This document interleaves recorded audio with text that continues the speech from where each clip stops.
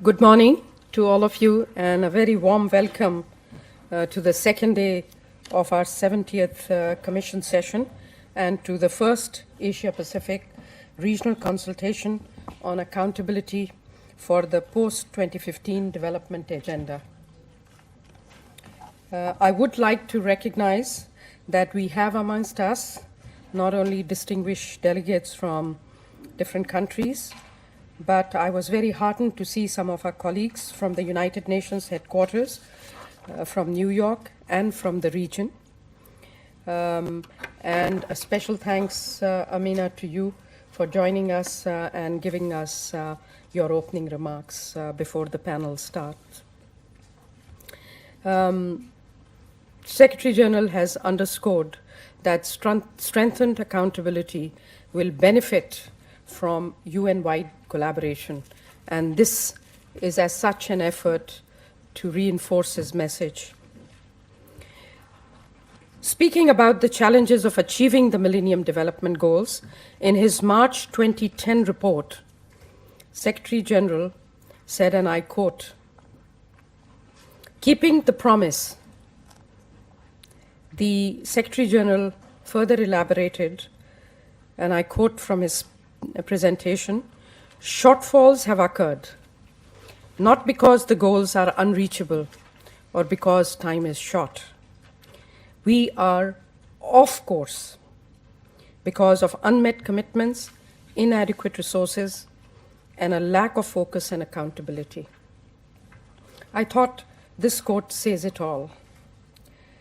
This session has been convened largely to learn from you, to hear your voices, to find out what accountability and mechanisms are in your jurisdictions, and also to see what your forward-looking thinking is. How do you plan to position yourselves for the accountability of what is going to be the most challenging agenda that the world has seen?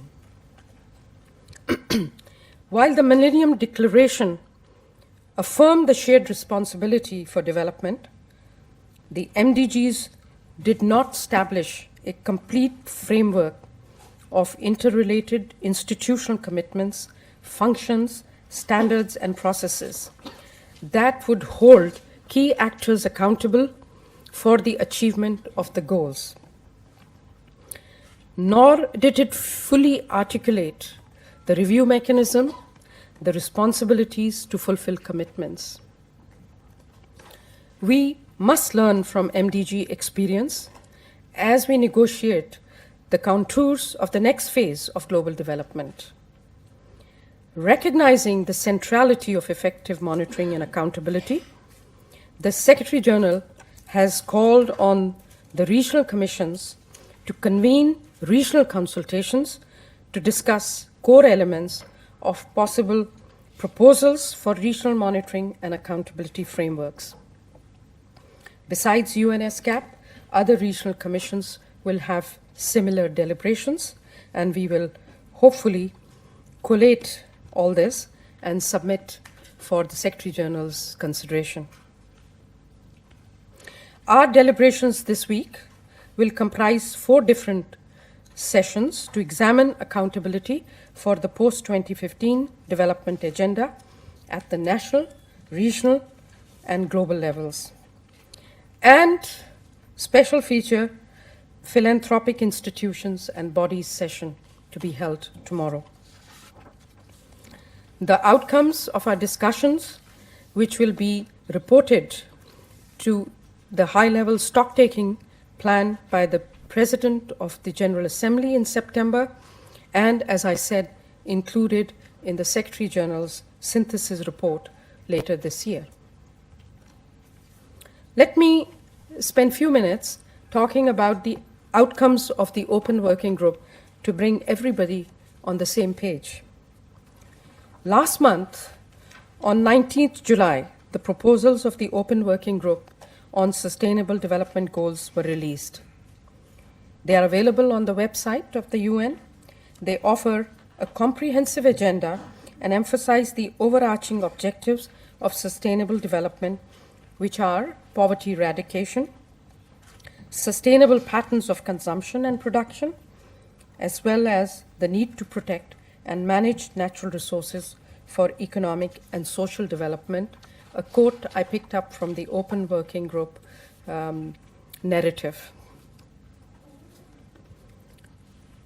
The Open Working Group also offered important guidance on an implementation framework for the new Sustainable Development Agenda. And from my read, I picked up a few points to share with you. One, of course, the 17 proposed Sustainable Development Goals will be elaborated through indicators focused on measurable outcomes which recognize economic, social, and environmental linkages. Two, although the Sustainable Development Goals are universally applicable, there is a recognition of the national and regional realities, capacities, and levels of development, as well as respect for national policies and priorities.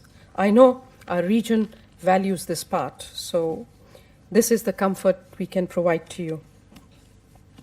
A third point is that the Sustainable Development Agenda will need to fully implement a range of international programs and commitments. Four, there is need for a robust mechanism to monitor and review implementation of the Sustainable Development Goals, for which it will be important to improve the availability of and access of data and statistics. This is all weaved in the narrative and the goals themselves, which is much different than the previous development paradigm.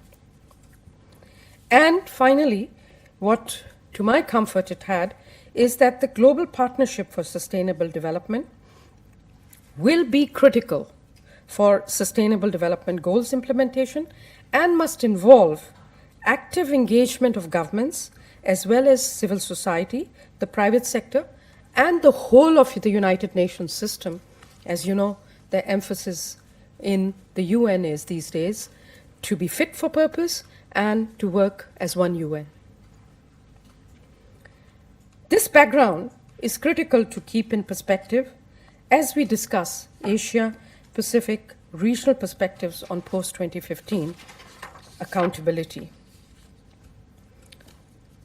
I don't want to come up with any prescriptions here because that is your prerogative, your job.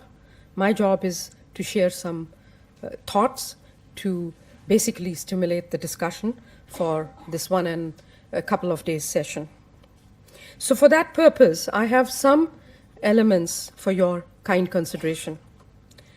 An effective monitoring and accountability framework ought to encompass all intergovernmental tiers, involving global and regional agencies, involving national governments, and involving key stakeholders, both at national and international level. In addition to strong ownership of the agreed goals and targets, there will be a need to ensure more clarity on exactly how the monitoring and accountability framework will function, and to ensure that this monitoring and accountability framework is workable and is feeding into the process of implementation. Our Millennium Development experience has also shown that there is need for an early understanding of the critical commitments of all stakeholders and to establish an integrated framework of monitoring and accountability, which is grounded in strong buy-in and ownership of all member states nationally, regionally, and globally, so that each layer effectively supports and reinforces delivery. Given the significance of this message, we have called on Amina Mohammed, who's the special advisor of the UN Secretary General, to come and share his thoughts and also her interface that she has had with several members on this subject in New York. The monitoring and accountability framework must also focus on development cooperation to reinforce the means of implementation. It clearly needs to be recast beyond the MDG 8 commitment on global partnerships. I have to say that this is one of the goals whenever we were producing the monitoring report in New York when I was in DESA, I was the least content with, because it is the least successful of the MDGs, and which in turn has negatively impacted, in my view, MDG outcomes and results. We surely do not want to see that happen again.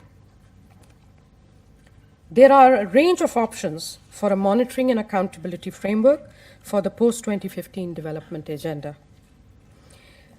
I will just give you a few guiding principles which I have been able to pull together based on my previous development experience, but clearly they are not meant to be prescriptive. This will help ensure that the design of the architecture of the framework is functional, open, and transparent.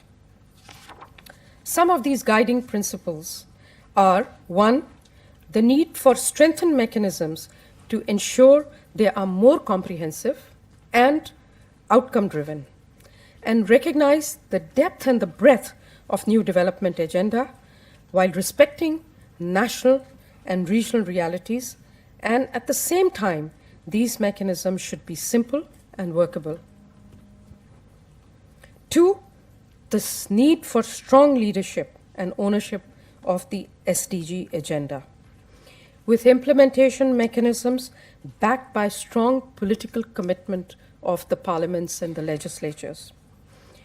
Effectively resourced, of course, institutional frameworks, and better interministerial and interagency coordination. 3, increase investment in relevant, measurable, accurate, complete, timely, and internationally comparable data and statistics, accompanied by the strengthening of national and regional statistical systems for independent and credible tracking of sustainable development progress. This is the data revolution we need, incorporating technological advances and disaggregated indicators to make sure that nobody is left behind. Our statistics division of UN ESCAP, along with our statistical institute in Japan, will be gearing themselves to support you. 4, monitoring and accountability mechanisms should be open and transparent, backed by effective communication strategies, and involve states, civil society, and private sector, but don't forget women, youth, and other key stakeholders, as well as the international development community at large. 5th, mainstreaming and integrating monitoring and accountability within the regional sustainable development forums to ensure consistency and coherence of the agenda with the implementation. At the inaugural session of the Asia-Pacific Forum on Sustainable Development, which has fed into the high-level political forum and deliberations at the ECOSOC, participants also highlighted the importance of such frameworks for the region. And the last point I'd like to underscore that we are positioning, with of course the support of our New York colleagues, is defining the central role of the United Nations Regional Commissions, the most honest broker and your advocates in coordinating and collating progress on meeting national commitments. Based on the reviews conducted by the UN agencies with sectoral and thematic mandates, and also effectively including regional commissions within global partnerships, institutional frameworks, which defines and monitors development cooperation, but thus far does not have representation of the regional commission. In Mexico, there was a very vibrant discussion on global partnership. Only one regional commission was invited there. This should not be repeated, as I see. To conclude, the high-level political forum, under the auspices of ECOSOC, will be conducting regular reviews, starting in 2016, on the follow-up and implementation of sustainable development commitments and objectives. Strengthened regional monitoring and accountability will be one of the most critical components of any global monitoring and accountability framework.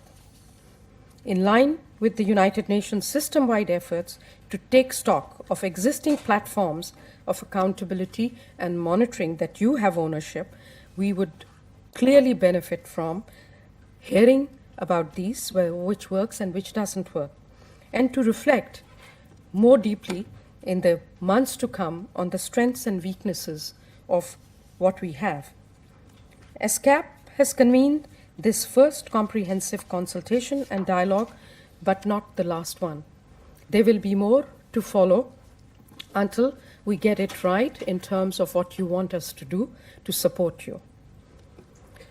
The sessions are structured to solicit the views and experiences of different stakeholders, and we have prepared a background paper to just facilitate and inform the discussion. It's not a prescriptive document. It will go through the right changes based on your voice. One of the key points, of course, made in this paper is the need for shared responsibility. We need global accountability that is vertically linked to national and regional monitoring and accountability frameworks, and it talks about that it needs to be complemented by linkages which allow our diverse subregions to bring their own expertise and priorities to bear. We also make a call in this paper for a complete framework, one that doesn't stop only at monitoring and review, but which includes mechanisms to redress and remedy as well. This is not to suggest a focus on enforcement or punitive measures, but to ensure that the post-2015 development agenda does not become what is popularly called in our parlance of Asia Pacific, toothless or to the tiger. We want a stronger tiger than a weaker tiger. In exploring mechanisms to redress and remedy, we must take a closer look at institutional innovations that engage stakeholders in defining practical solutions. I would like to end with a quote from my favorite and the famous Nobel laureate economist. Coming from Central Bank, I am going to quote Milton Friedman. He said, and I quote, "One of the great mistakes is to judge policies and programs by their intentions rather than their results." Unquote. We share a common duty of care in our official, institutional, and personal capacities to ensure that the next Global Development Agenda builds on our past experience but delivers on its mandate of building what Secretary General is very keen to talk about, the future we want for the people. I look forward to our discussions, and I thank you for being here. Thank you to everybody.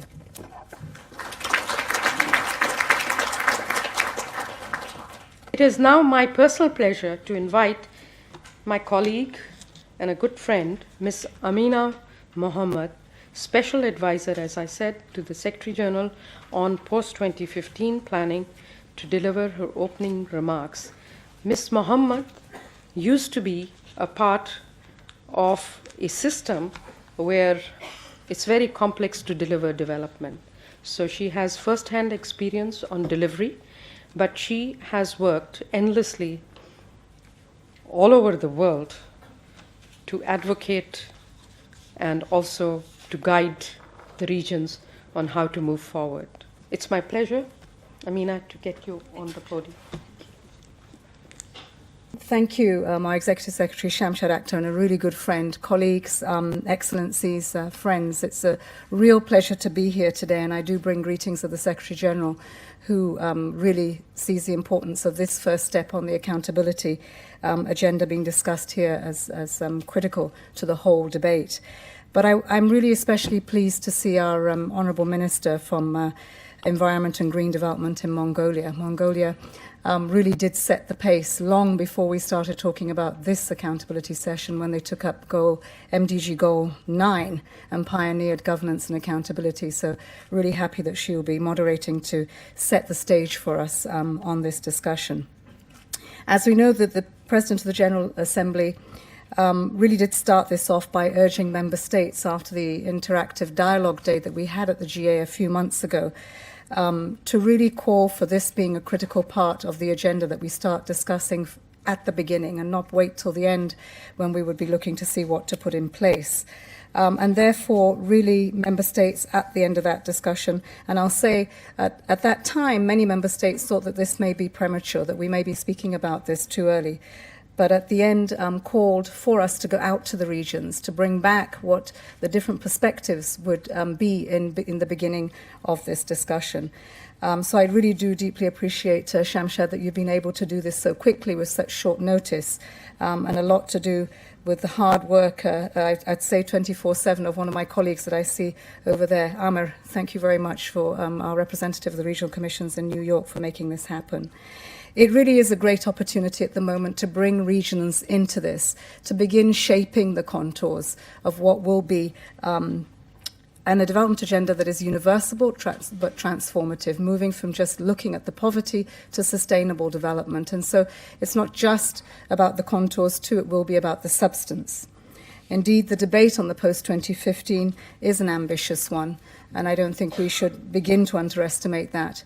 As we've seen the progress that's been made with the Open Working Group, they just finished their work in defining a really good beginnings of a transformative agenda. And I think that you'll see, and Shamshad did talk about that, the Open Working Group ended its work on the goals and adopted by acclamation the decision to submit this text to the General Assembly in September. A set of 17 goals and 169 targets was actually a huge task. And many would say that perhaps these are too many, but actually there were about 500 goals at one time and close to 1,000 targets. So where we've come to at the moment is a big kudos to the member states and their commitment for reaching this agreement. It demonstrated some very, very deep ownership and understanding of what they put forward. Really does contain, I believe, concrete targets in ensuring that we will be about implementation and not just about the aspirations, but how, in fact, we carry forward the unfinished business of the MDGs into something far more ambitious and transformative for regions around the world. Indeed, the breadth and the depth of the proposed set of goals is unprecedented. It does contain the key elements of what would make an ambitious agenda. They reflect an integrated, universal and transformative agenda, and many, you will see, reflect the interlinkages that the challenges of the world face today. It is a remarkable shift to a universal agenda. In fact, the idea of universality and its implications for this agenda continue to be discussed, and really that, I think, region to region is differing as we come to try to find a consensus around this. What is clear is that the Goal 1 commits to countries eradicating extreme poverty. This was really a very big concern at the beginning of these discussions, whether we would in fact leave the poverty agenda behind, and sustainable development was just seen as an environmental discussion. But we've transcended that and really seen that the integrated nature of what we want to carry out to face the challenges that we have today is one that has begun to be shaped in these 17 goals and the targets that have been presented. It's also a special agenda because when we've said leaving no one behind, it has begun to think about how we include such a diverse range of constituencies, from our small island states to the LDCs, but also individually looking at constituencies of the aged, those with disabilities, really the vulnerable people of this world, from which we really must measure the inputs that we put in there and the results that we have as what it is that we will do to succeed. In addition to reinforcing the commitment to human development and the agenda of the unfinished work of the MDGs, the report really is breaking new ground on inequalities, economic growth and jobs, particularly for our young people, urbanization, energy, sustainable consumption and production, including a target to address fossil fuel subsidies. All these very difficult discussions. They have also address filling a notable gap in the MDG network. The environmental dimension of the agenda has been properly articulated in goals on oceans and marine resources, on ecosystems and biodiversity. Against the expectations of many, the report also includes a goal on climate change, while avoiding to interfere with the separate ongoing UNFCCC negotiations. And these were really, really contentious discussions as have or not to have. In fact, at the end of the day, I believe that we did get incredible support for these. We know that this still has to go into our intergovernmental negotiations, but I believe that when you speak to many of those that participated in this, considerable amount of ownership. Finally, the framework has been underpinned with a goal on promoting peace, justice, and institutions, and another goal on global partnership for the means of implementation for a sustainable development agenda. Both these two goals extremely important. We did have the global partnership goal last time, debt, trade, and aid, but this has been a much deeper fleshing out of what we really mean by that. So you will see that the means of implementation have actually been discussed across every single goal and not just parked in one domain. It gives really a sense of the implications, the enormity of the agenda, and the importance of having that global commitment, not just to the 0.7, which we think should be specifically focused on those that need it most, but on unlocking the resources that are available in the world today. The high-level panel on eminent persons that was put in place by the Secretary General saw a lot of emphasis being made on promoting peace and justice, and not least our representation from Timor-Leste played a huge role in looking through the implications of that. At the end of the day, the Open Working Group really needed to be lauded for keeping all its doors open to stakeholders, key stakeholders that went beyond our governments, to civil society, to business, to parliamentarians, and that we appreciate the process has been inclusive, open and transparent. It's a marked departure from what happened with the MDGs, and this is really the expectation that when we do take it to the ground at the end of 2015, that we will see countries take on that ownership and run with it in the transition for the post-2015. Certainly, there are many contentious issues that remain for further discussion as the intergovernmental process begins later in the year. Sexual rights, the rule of law, peace, climate change, and means of implementation are all really difficult topics.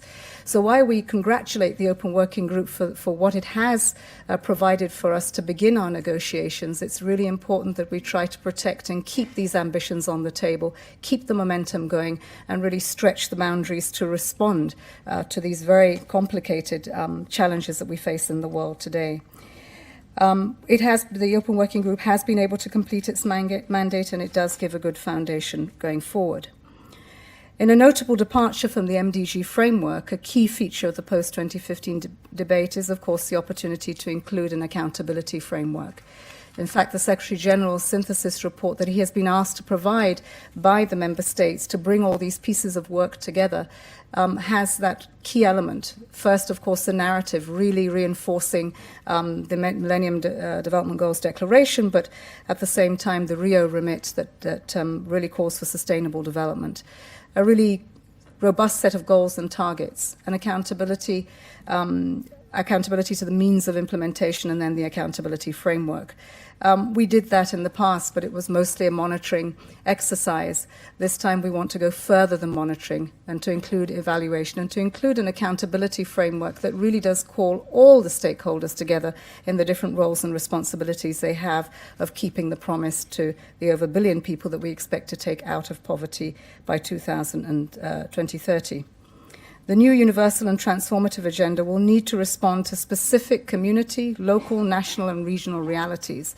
It will also require a renewed accountability mechanism that is inclusive and has broad-based ownership, that is participatory from the bottom up, engages people, citizens at the community, local, national, and global levels. We've heard this before, but we hope that we will be able to put some concrete steps in place that makes this a reality in terms of its implementation.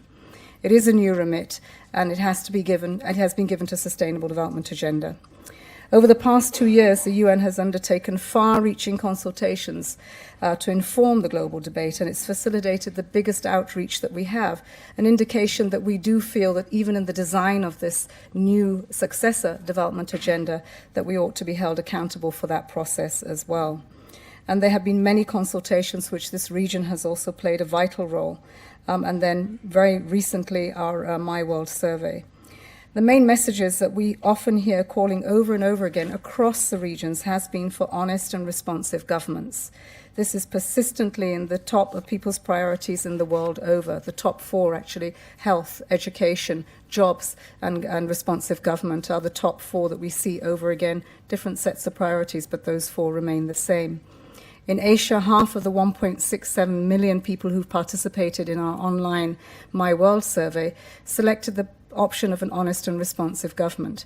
People want their governments to do a better job in representing them, delivering key services, encouraging growth with people and not without, while regulating markets and preventing insecurities linked with compromising the planet and the well-being of future generations.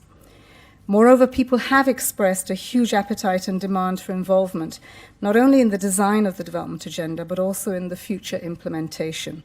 People are asking for transformation, not just of the what, but also how we do in development.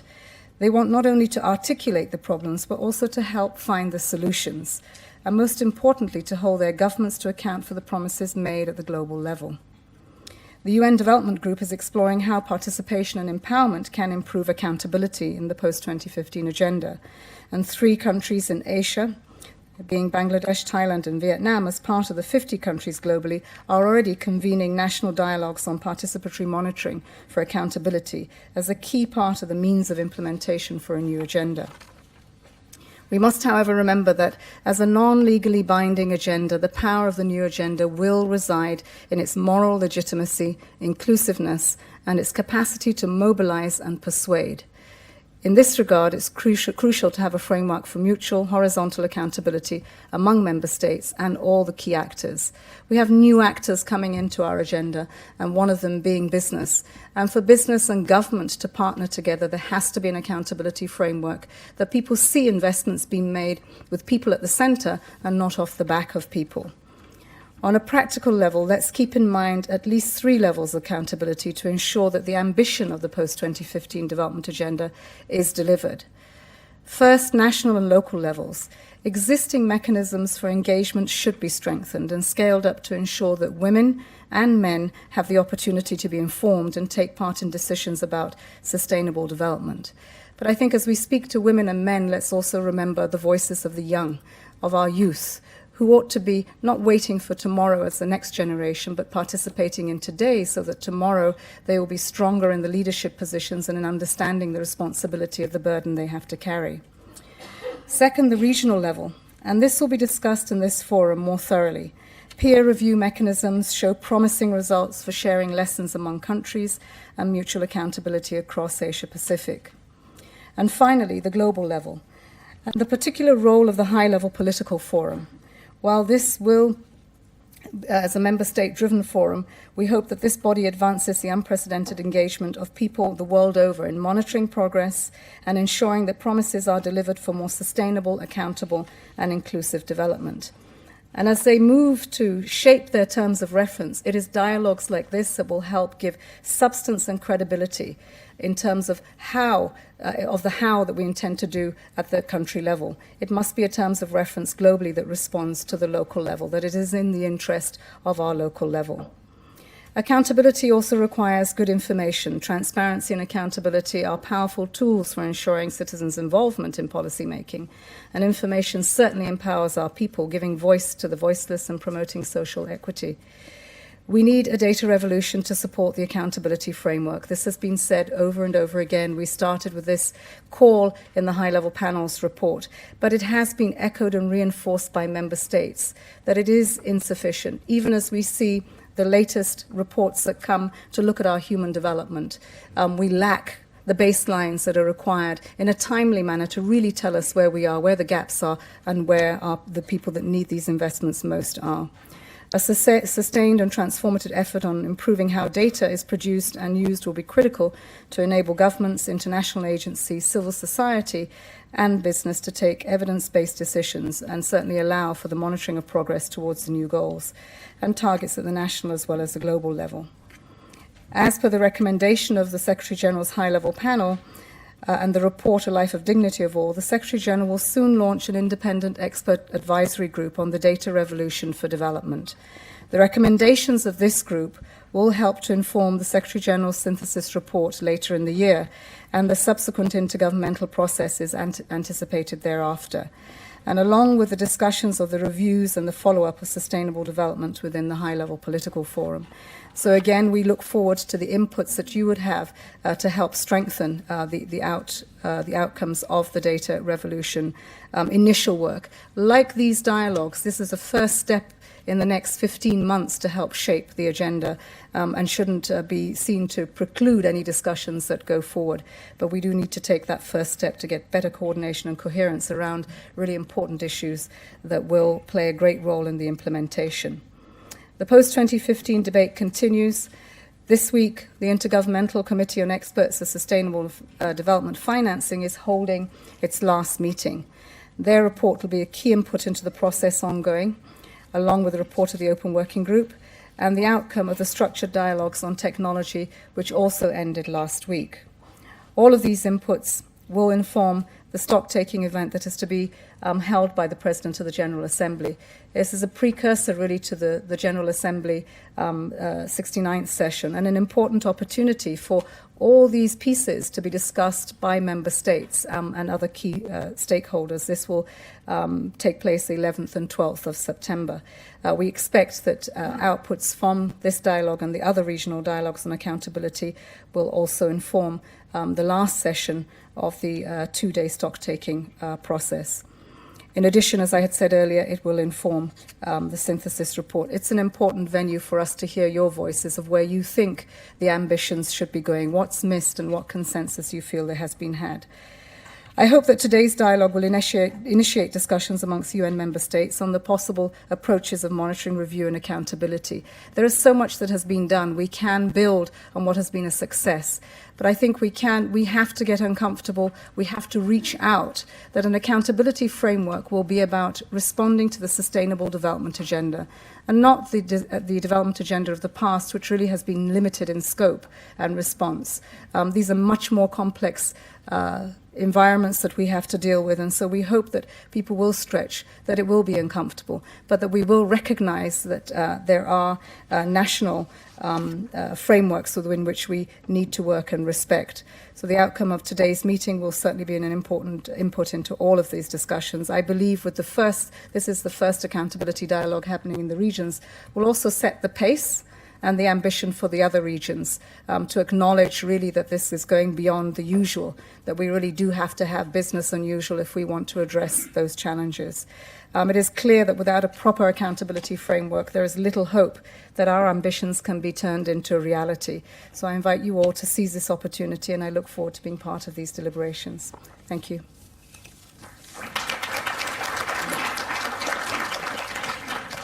Thank you, Ms. Mohammed.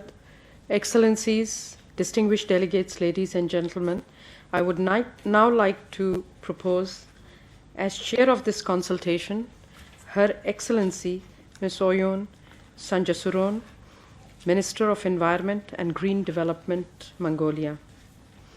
As was pointed out, in view of the leading role which Mongolia Ambassador has played at the interactive dialogue on elements for a monitoring and accountability framework for post-2015 development agenda, convened by the President of General Assembly on 1st May 2014, we acknowledge her role there. If this proposal is acceptable to the meeting, we can nominate Her Excellency as the chair by acclamation.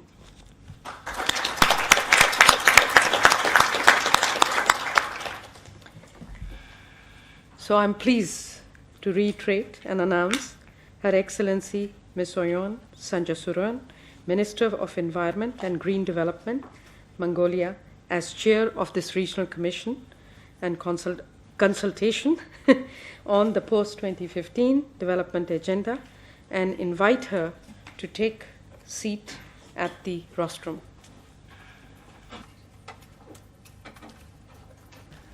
Good morning, Excellencies, distinguished delegates, ladies and gentlemen. It is indeed a privilege and honor for me to assume the position of the chair of this regional consultation on accountability for the post-2015 development agenda.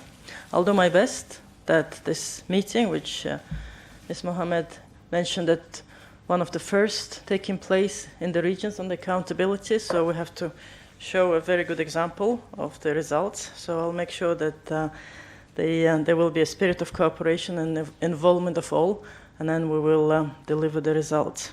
I also wish to thank the Secretariat for its organization of this meeting and continued support. Now, we can now move to the first session of the day, and I would like to express particular appreciation to the Executive Secretary, Ms. Akhtar, and to Ms. Mohammed for the delivery of the thoughtful information and all the ideas that are setting up the scene for our upcoming deliberations this morning. So now I would like to invite the panelists of the first session, and I would like to thank you for the ladies to this morning, and then take the chairs there. And yes, thank you. So the first session this morning is called National Leadership on Accountability for the Post-2015 Development Agenda. And we will be looking at the issue of an accountability framework from the national perspectives with a view to regional and global processes. It is my pleasure to invite our distinguished members of the panel. And you may have the programs already. And so I would like to introduce the panelists, their bios first, and also we'll have two discussants as well. I would like to invite... you can take the seats and then I'll introduce you. Yeah. And I think, yes, Amina, you are back at the restaurant. Sorry. It's like a bad penny. So we'll have, again, Ms. Amina Mohammed, Special Advisor of the Secretary General on Post-2015 Development Agenda, Development Planning. Ms. Gemma van Halderen, First Assistant Statistician, Population, Education and Data Integration Division from the Australian Bureau of Statistics. We also have Ms. Emeline Versosa, Executive Director, Philippine Commission of Women. Yes. And we have Ms. Peseta Nomea Simi, who is currently the Assistant CEO of Finance, which is Aid Coordination Debt Management in Samoa's Ministry of Finance. Thank you very much. And we will have two discussants as well. And Ms. Nobuka Horibe, UNFPA Regional Director. We will have Professor Leonor Briones, Lead Convener of Social Watch Philippines. And I think it's easier for me to introduce short bios of the panelists this morning, and then I will be posing questions and opening the discussion as well. First of all, Amina Mohammed, Special Advisor of Secretary General on Post-2015 Development Planning, was previously Senior Special Assistant to the President of Nigeria on Millennium Development Goals, after serving 3 presidents over a period of 6 years. In 2005, Ms. Mohammed was charged with the coordination of the debt relief funds towards the achievement of Millennium Development Goals in Nigeria. And from 2002 to 2005, Ms. Mohammed served as a coordinator of the Task Force on Gender and Education for the United Nations Millennium Project. Now, Ms. Gemma van Halderen from Australia, she has served as a member of the Senior Executive Service for 7 years and is currently responsible for the Australian Bureau of Statistics division measuring well-being and sustainable development and regional statistics, among others. Ms. van Halderen had been a member of the Senior Executive Service for 7 years. It's a pleasure to also introduce Ms. Emeline Versosa from the Philippines Commission of Women, and she has 35 years of experience in gender and development, women's empowerment, most recently as Executive Director of the Philippine Commission of Women since 2001. She also has extensive experience in legislative advocacy, leading to the passage of landmark laws such as the Magna Carta of Women, the Reproductive Health Act, the Domestic Workers Act, and anti-violence against women laws such as on trafficking in persons and intimate partner abuse. I would like also to introduce Ms. Peseta Nome Simi, who is the Assistant CEO of the Finance in Samoa's Ministry of Finance. And this position she held for nearly 10 years. And prior to this role, she served as the Assistant Secretary for Aid, Economic in the Department of Foreign Affairs, as the head of the Rural Development Program in the Office of the Prime Minister, and also as the Executive Secretary to the Women's Advisory Committee. Ms. Simi's notable achievements also include establishing the first Office for Women Affairs in Samoa in 1979, revitalizing the Aid Coordination Committee for the government, and developing the current national aid framework.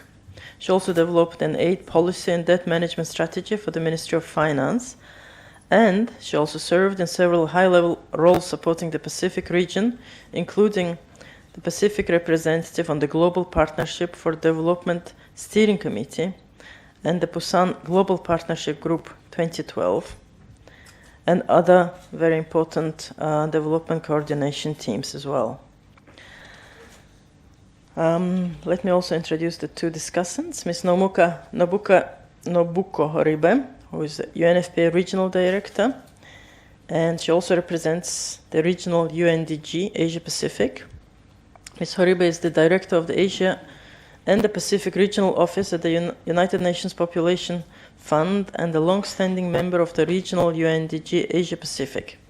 Over the course of her 30-year career with the United Nations, Ms. Horibe has worked in a number of countries in Asia, as well as at the headquarters of UNFPA, UNOPS, and the UNODC. Prior to joining the UNFPA Asia and the Pacific Regional Office in 2008, Ms. Horibe was the Deputy Director of the Division for Oversight Services at UNFPA headquarters. And Professor Leonor Briones, who is the lead convener of Social Watch Philippines, and her former professional engagements include, among many others, serving as the Presidential Advisor for Social Development. Also, she served as National Treasurer of the Philippines from 1998 to 2001. So now I have introduced all the panelists and discussants, and it will be we can just start with the consultation and deliberations. Meanwhile, before going to the discussants, let me use this opportunity, allow me to use this opportunity also to very briefly tell you our experience in Mongolia on accountability for the development goals and targets. As you know, the most important thing for us to achieve the results once the SDGs are formulated, and we cannot do it without monitoring and accountability. The formulation and elaboration work around the Post-2015 Development Agenda offers for us an opportunity to launch a transformative approach to accountability. Accountability is crucial for achieving results. It strengthens political commitment and makes policy choices more realistic, and incentivizes resource allocation, and also improves delivery of the services. The monitoring mechanism needs to be independent and strong, so we have to recognize this importance. And we realize that the weak area related to the Millennium Development Goals has been an insufficient monitoring and accountability framework. So this needs to be strengthened in the Post-2015 Development Agenda framework. The framework should be an instrument for achieving goals and delivering results. I will use the example of Mongolia's Millennium Development Goals formulation and monitoring, how it happened in Mongolia. Now, Mongolia, of course, joined the United Nations International Initiative on Millennium Development Goals, and we formulated our own Millennium Development Goals and adopted them at the Parliament in 2005, in April. I myself was one of the initiators of the Parliament Act to approve Mongolia's Millennium Development Goals. And on top of 8 international MDGs, we also came up with MDG 9, which was strengthening human rights and fostering democracy and governance. It also included zero tolerance on corruption issue at the MDG 9. So with regards to the monitoring, once the Act on Mongolia's MDGs was approved in the Parliament, we also decided to set up the Parliamentary Subcommittee on Millennium Development Goals and poverty reduction.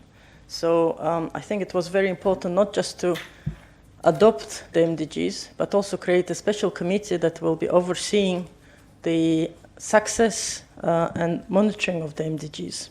So the idea was that the Parliamentary Subcommittee on MDGs and poverty reduction will be monitoring and organizing hearings on the reporting of MDGs every 2 years. And then that subcommittee will be submitting it to the plenary session of the Parliament every 2 years, the MDG reports. And so far, Mongolia has produced 5 Millennium Development Goal reports, and every 2 years, Parliament actually organizes hearings on the progress of MDGs. We also have twice made revisions to our MDGs, and the most recent MDG targets include 9 goals, 24 targets, and 67 measurable indicators. These MDG acts in the Parliament have helped and became a basis for formulation of the Comprehensive National Development Strategy of Mongolia, which was approved in 2008 in the Parliament. So we have 2005 MDG targets and MDG Millennium Development Goals approved in the Parliament. Meanwhile, Parliament and the government have been working on the formulation of the National Comprehensive Development Strategy, and it was actually based on Millennium Development Goals. So putting the act in the Parliament together helped put MDGs as a basis of our National Development Strategy. And this National Development Strategy, when it was adopted in the Parliament, also Parliament actually endorsed and recommended that the respective governments in the future will take the actions with regard to the elaborating midterm policy documents, targeted programs and projects, and they should be aimed and coordinated with the MDG-based goals and targets. Now,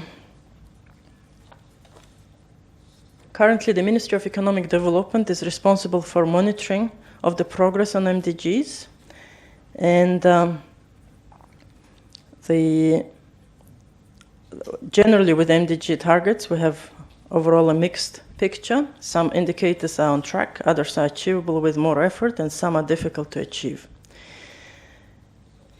Although we had proper structures in the Parliament to review the monitoring of the progress of the MDGs, what I felt, and I've been the first chair of the subcommittee on Millennium Development Goals, and I've been member of the Parliament since. And what I've noticed, one of the main challenges of the process is that although the structures are there, the process is there, to be completely honest, MDGs were not a hot topic in the Parliament. You know, at the United Nations and international forums and levels, there's a lot of discussions about the Millennium Development Goals. There is currently a lot of discussion about Sustainable Development Goals and Post-2015 agenda. But if you go back to your local parliaments, governments, whether it's the local provincial level or the state level or even the federal level, I don't know how it is in other countries. It doesn't look that both MDGs or SDGs will be a very, very hot and interesting topic. It's an important topic, but I think therefore, I think we will need to have much more debate at the national levels on that.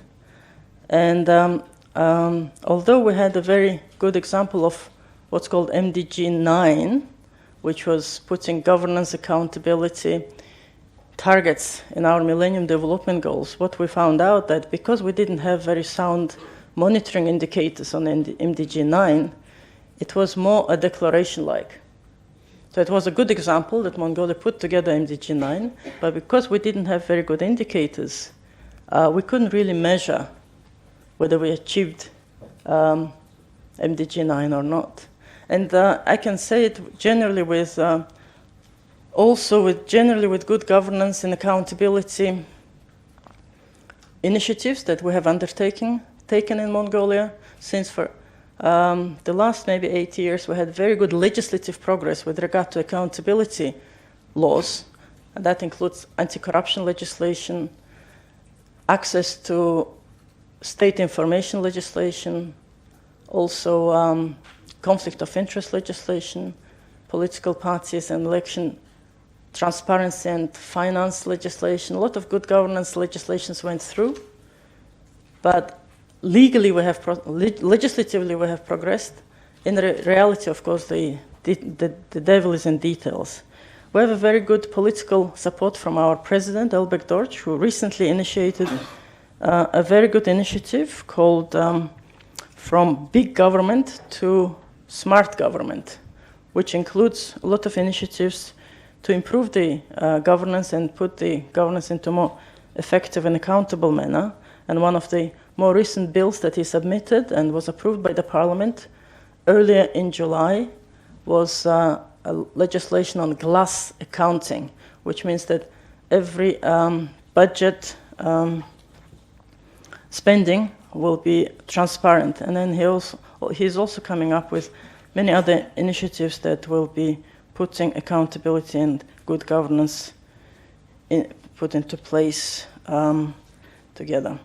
Now, so these are some of my thoughts on Mongolia, and let me now turn to our panelists. And before I turn now to our panelists, I would like to also mention one interesting, I suppose, proposal by one of our sustainability experts in Mongolia, Professor Chulun, who is suggesting that Human Development Index maybe should be transformed into Human Sustainable Development Index, and which should be including some indicators and targets which we may have in our Sustainable Development Goals.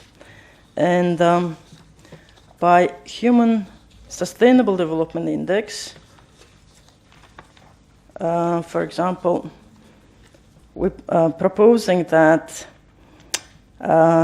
HDI, Human Development Index, will combine per capita CO2 emissions, i.e. carbon footprint, with measures of income and inequality. So we will be, for example, we'll be adding CO2 emissions per capita plus Gini coefficient. And of course, one can also add some of the targets and indicators that will be put forward in Sustainable Development Goals and upgrade and transform Human Development Index into some sort of ranking based on Sustainable Development Goals. And because everybody looks at HDI, I think it's very important to incorporate some of these indexes into maybe the new HSDI, Human Sustainable Development Index. We were supposed to have minister from Tuvalu, and he was supposed to be first. So because Mrs. Peseta no may see me, you're replacing him. You can be first, or you can be last on the panel. Okay, I'll get maybe first. Amina Mohammed, you are supposed to be second, and then you'll be the last because you're replacing the Tuvalu minister. Now, you had very comprehensive statement this morning and updated on the situation on the formulation of SDGs and what is happening in New York. Now, you stated that the sustainable development demands substantially increased levels of accountability for both short-term results as well as for the long-term consequences of our actions. From your work implementing MDGs at the national level and more recently working with the United Nations system to develop a transformative and ambitious post-2015 development agenda, what do you think are the key issues for national accountability? Thank you very much. Loaded question. So let's say that what we do have for one thing is a work in progress for all of this. Assuming at the national level that this has been a success in many of our countries would be probably the wrong perception to take right from the beginning. I think for us, the national level, it was really important that there was a global impetus to report.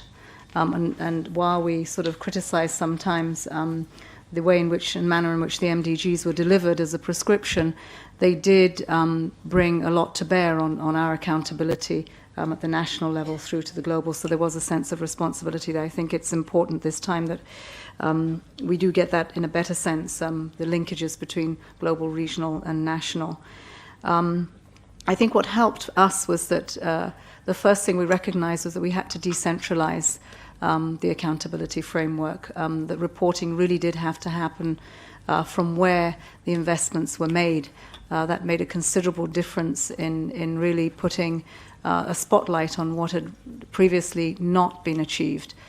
We went into implementing the MDGs quite late, the same 2005. Again, the acronym itself didn't make sense to anyone. It could have been toothpaste for anybody new or another name for a new packet of biscuits. People really didn't know what the MDGs were. So we had a double challenge of trying to communicate it and at the same time recognize that we needed to be accountable for those investments. The first thing we did after taking the resources down to that local level through channels of partnering with local governments and counterpart funding for specifics around MDGs, health, education, water. The next thing to do was that how did we monitor that? And we accepted right at the beginning, because of the lack of trust in government to deliver on these in the past, that government was the last institution really that would go about, first of all, designing the tools for accountability and then measuring it. How would government measure those impacts when in fact people had complete mistrust of it? So we involved civil society and we involved the professionals in the business of designing and implementing development programs. We also withdrew from designing the tools for monitoring and evaluation. We gave that to them, challenges that we came up against, and we were ready to say that this was something we had to do over the long term, and this is why I think it's important here that when we are looking at an accountability framework, that we see it as a transitional piece of work. It won't happen overnight. We assume that there are many capacities there to design, to take data, to make use of it, and there are not when you want to do this from the local level up. So we did get civil society specifically a role and responsibility in saying to us, first, whether in fact the investments we put in the field gave us the outcomes that we expected. So if we were building clinics for maternal health, were they in fact situated in the right places? Were pregnant women able to get access to services there or not? And we'd be surprised how much of that information came back that they weren't able to do that. And that really did make us go back again, looking at the processes that we thought were inclusive that were not. The other dilemma we had was that we did have very difficult governance issues around contracting.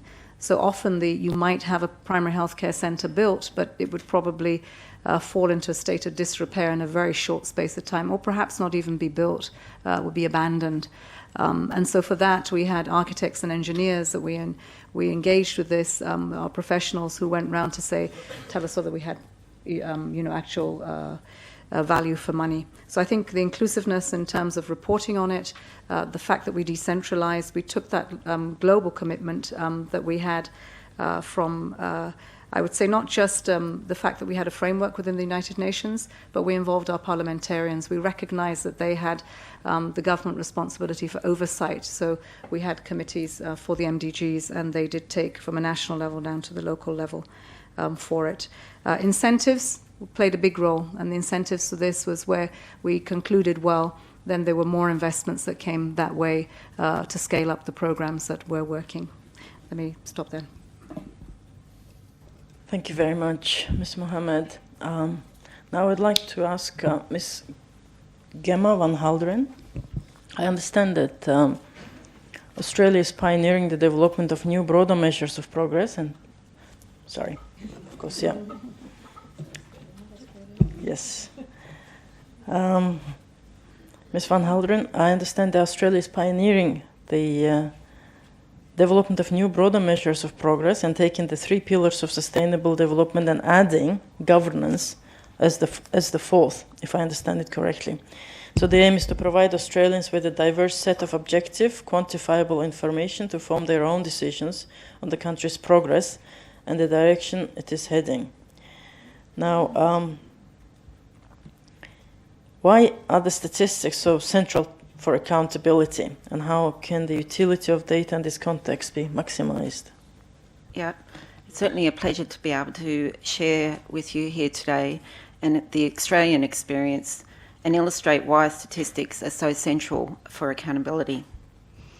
From my point of view, the statistics do several things. They engage civil society, they foster innovation and technological advances, they build knowledge and skills. They are a public institution in their own right, and they are essential to credible and robust monitoring and accountability. In 2002, the Australian statistician released a major report on whether life in Australia was getting better, and it engaged government, civil society and the private sector through discussion, debate, the media and professionally. And 10 years on, during 12-13, the Australian statistician led a major public consultation asking Australians what mattered most to them for societal progress. Over a 12-month period, we engaged with the public, with academics, governments and the private sector through formal workshops, social media and with public dialogues. The result was the release of a major report articulating the aspirations of Australians for social progress. And what mattered most to Australians not only covered the 3 traditional pillars of society, economy and the environment, but a 4th new pillar emerged, governance. Australians aspired to 5 elements of governance: institutions and governance processes that they could trust and hold to account, governance that works well, the opportunity to have a say in decisions that affect their lives, well-informed and vibrant public debate, and a society where everyone's rights were upheld and their responsibilities fulfilled. The new Measures of Australia's Progress publication was released last year, and it included indicators of those 4 pillars of what Australians told us mattered most for them.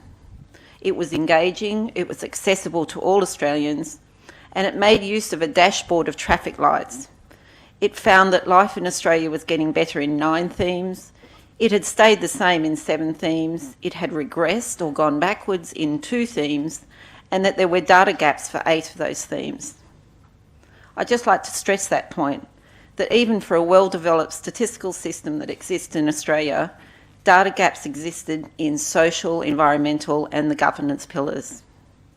And for the 169 targets that have been proposed by the Open Working Group, my expectation is that there will also be data gaps and that this will require commitment and investment. But the data revolution that we've heard about a few times today will be the opportunity to be able to address those. The MAP project engaged governments and Australians, and it's also been very useful for guiding efforts here in the ESCAP region. The UN ESCAP Committee of Statistics has set a vision that by 2020, all countries in the region will have the capacity to produce a basic set of economic, population, social, environment statistics. The basic set of population and social statistics, which were endorsed here by this Commission in 2013, cover many of the themes that are in the Post-2015 Development Agenda: equality, education, population dynamics, healthy lives and decent work. ESCAP have also recognised the importance of disaggregations such as age, gender, urban and rural, and disability.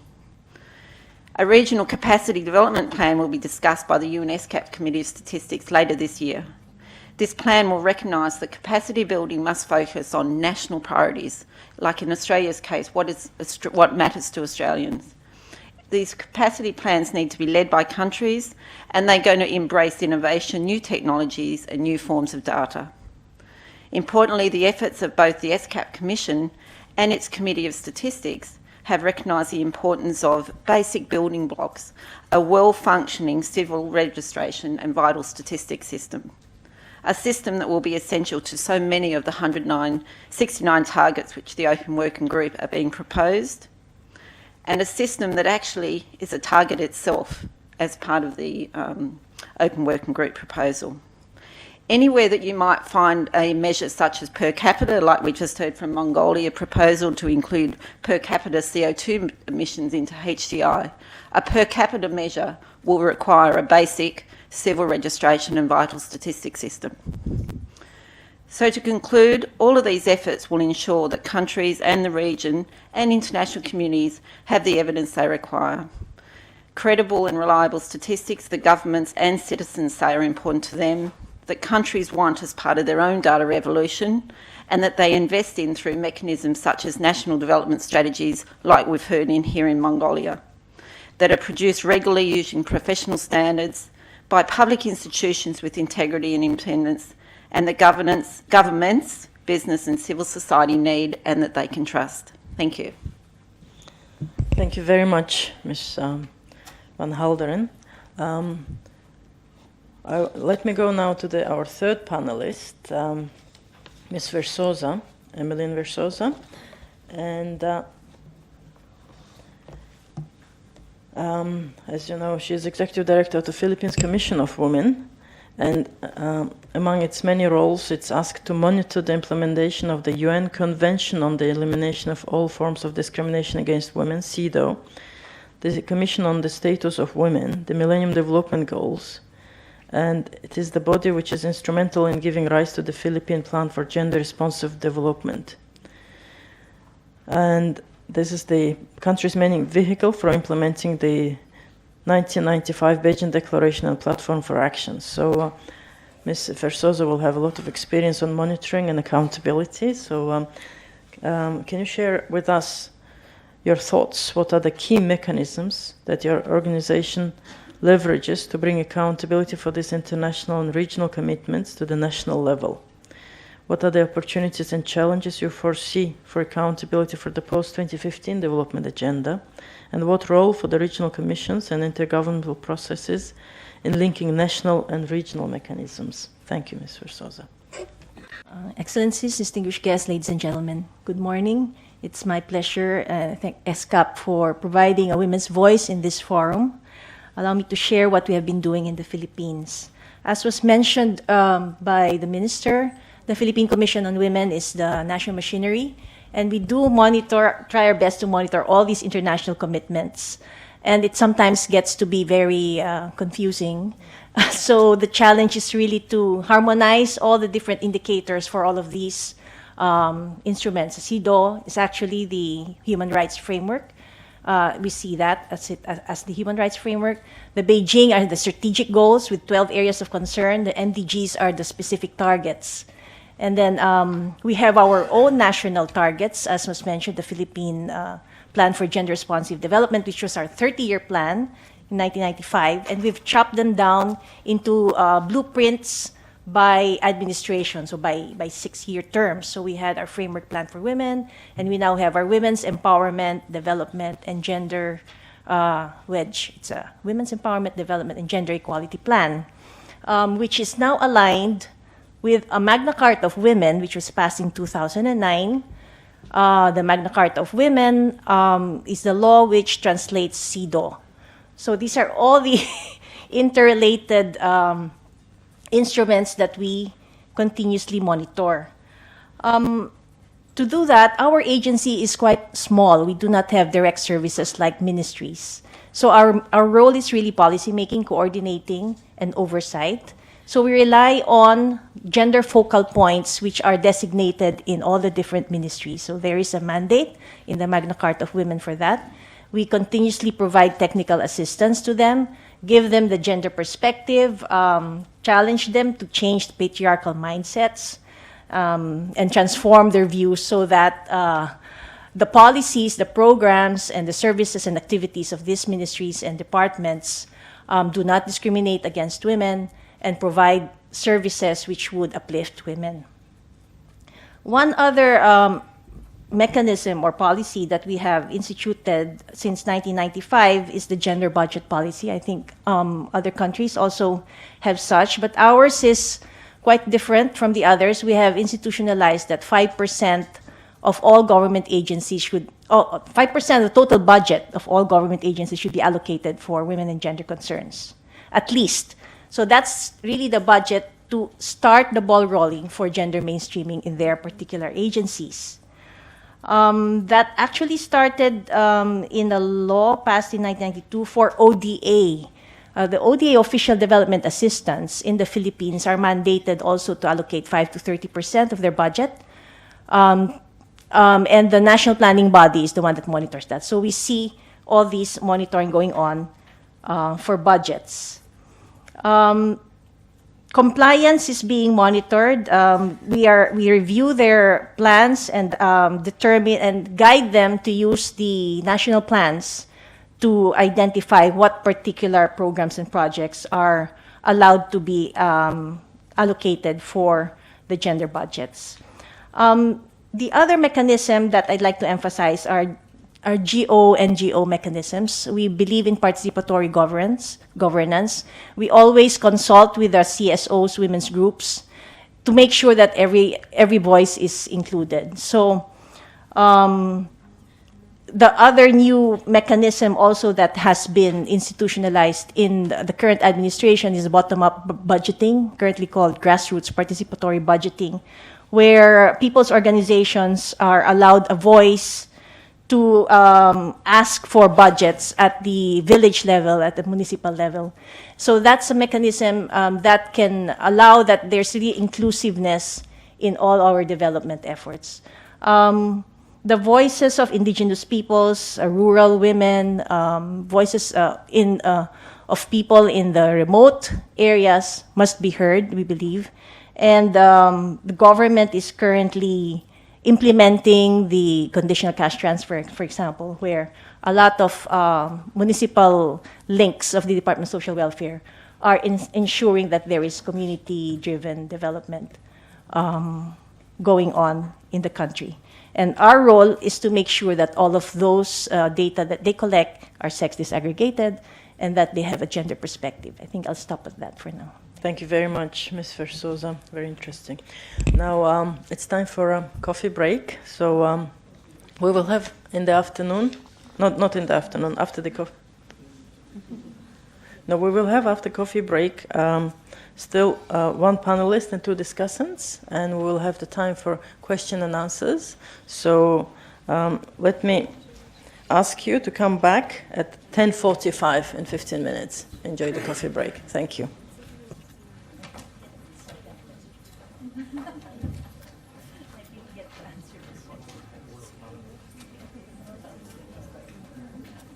Thank you very much for everybody gathering back.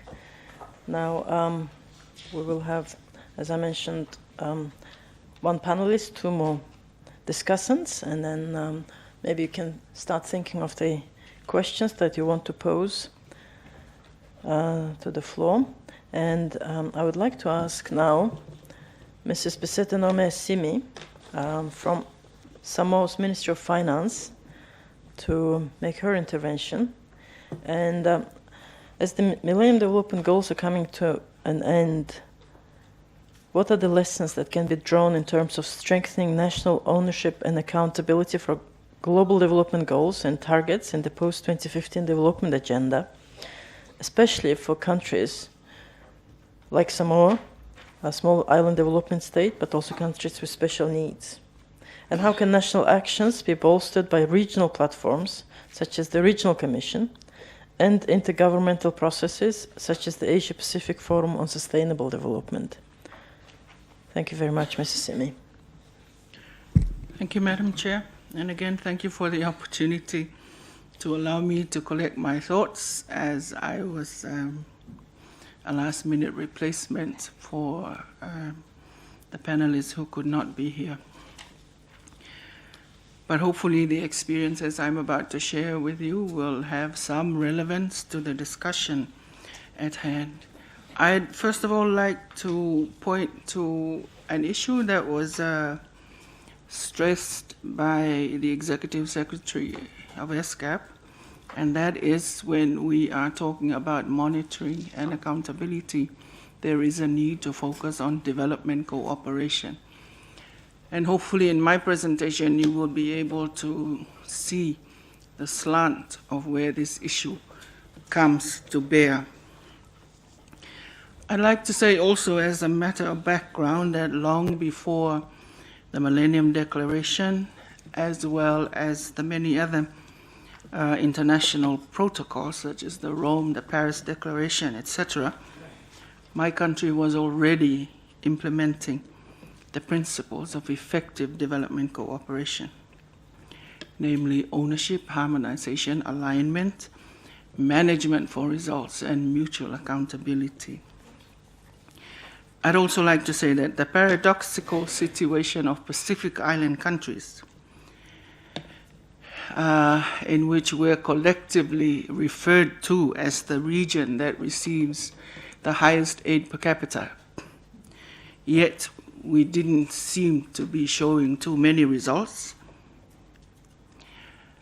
is a contextualization that we as Pacific Island countries are very much conscious of. And as a result, this had triggered a very important meeting of all our leaders that took place in Cairns, Australia in 2009, and which led to the inception of the Forum, or the Cairns Compact, as it was called then, but now renamed the Forum Compact, to bring about greater effectiveness and also coordination in development cooperation.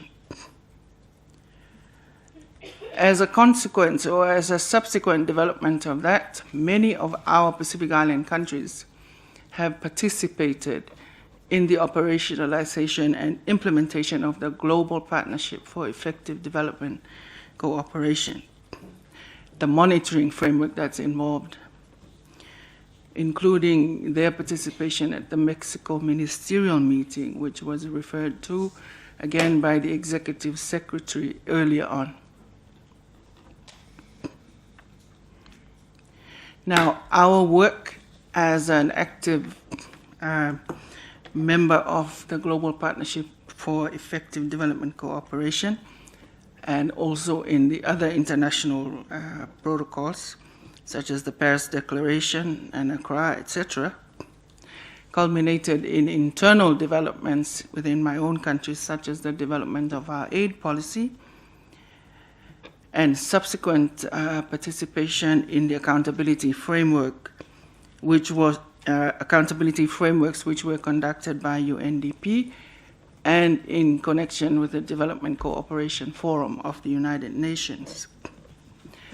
Now, in terms of the Millennium Development Goals and what lessons we might have learned over the last decade or so, we have provided 3 reports, with a final one before 2015 under preparation.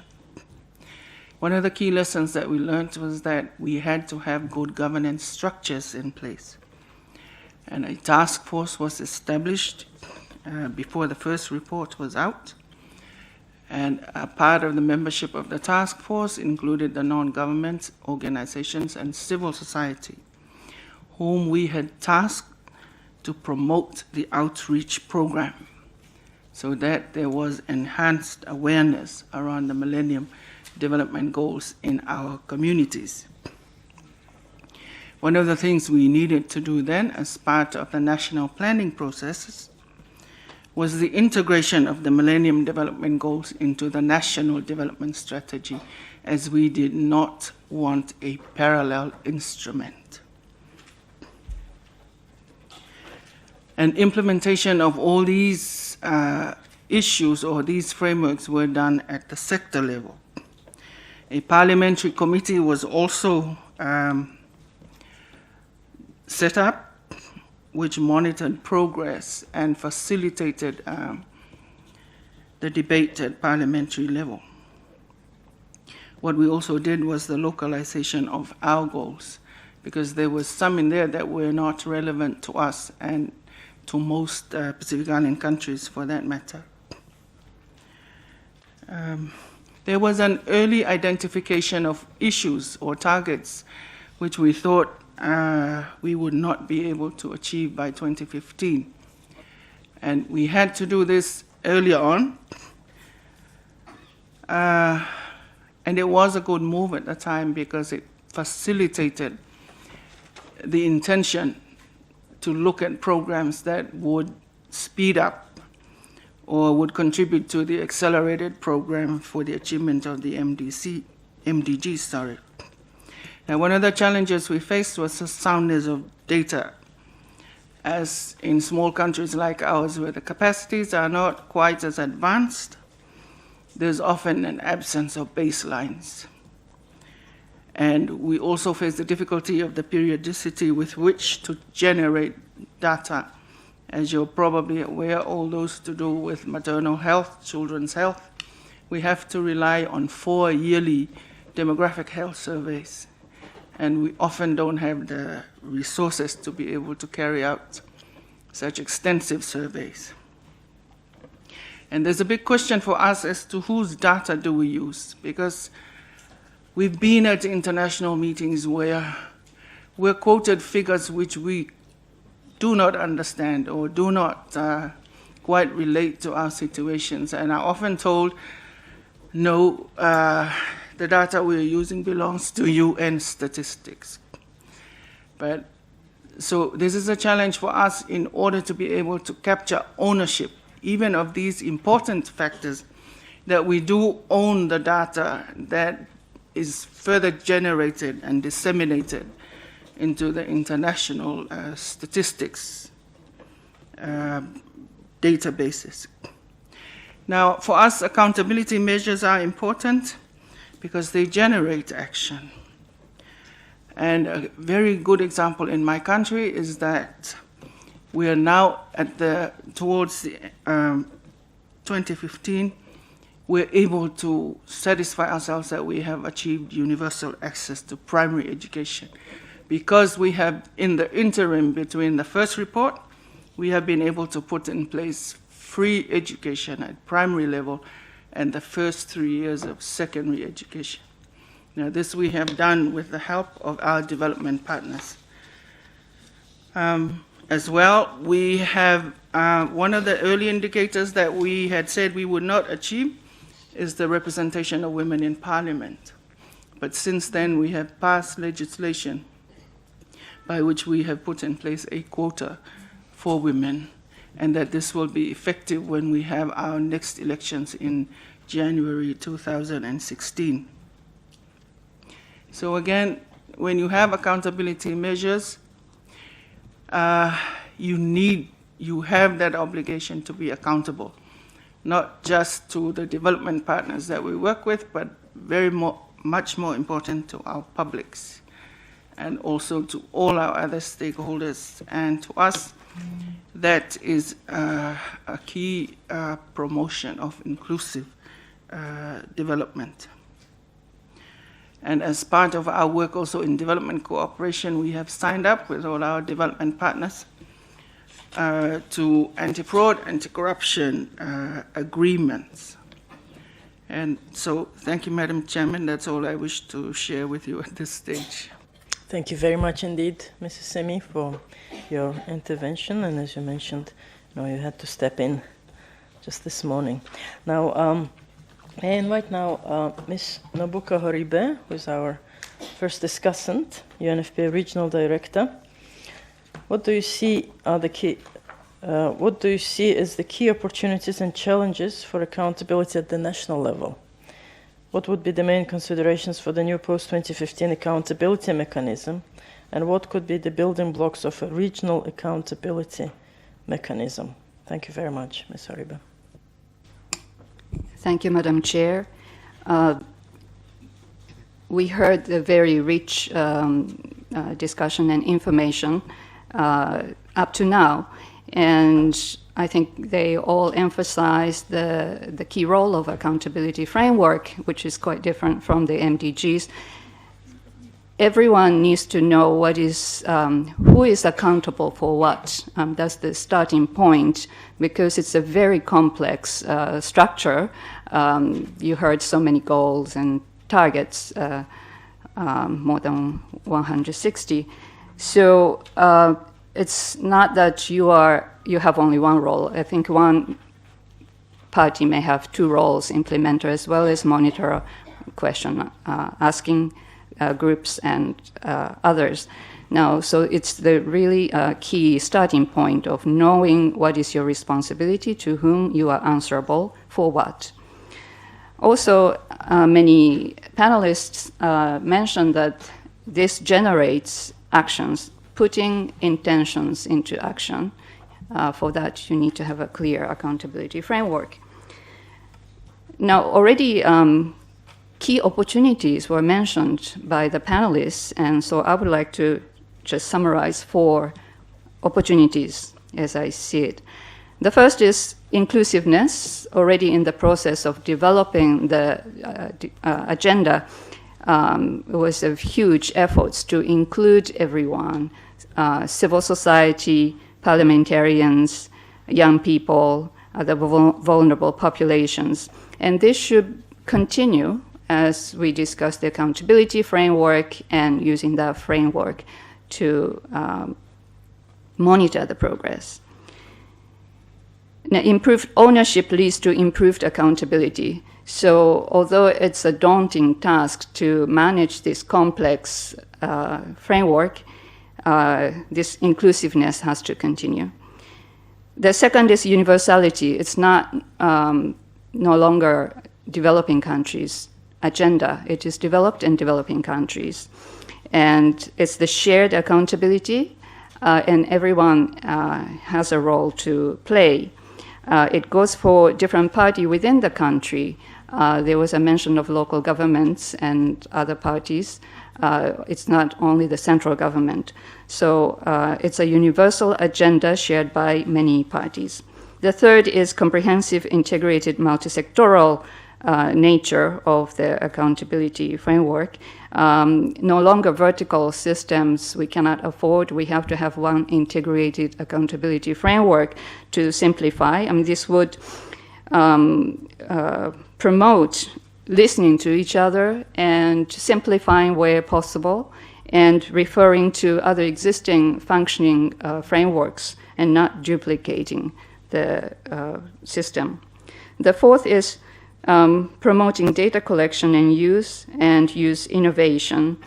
There are many challenges in generating data and understanding data, but this is an opportunity to improve our data literacy, to use data available for policymaking, and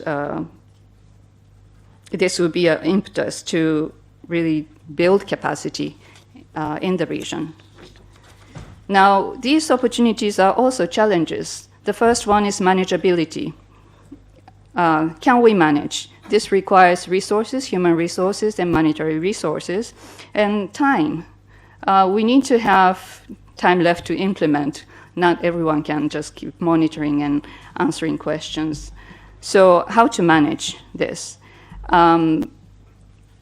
Another challenge is, can we really integrate various frameworks we have to have sustainable development goals into national plans, and development partners can use the same framework to decide on their development assistance? Can we refrain from creating additional framework on specific topics that would negate our purpose of having an integrated framework? Another challenge is the abundance of data. This will generate more data, but do we have ability to fully use those data? I mean, I think in our own life we experience data collection and collect data, but many of them are not used. Then it will be wasting our resources and time.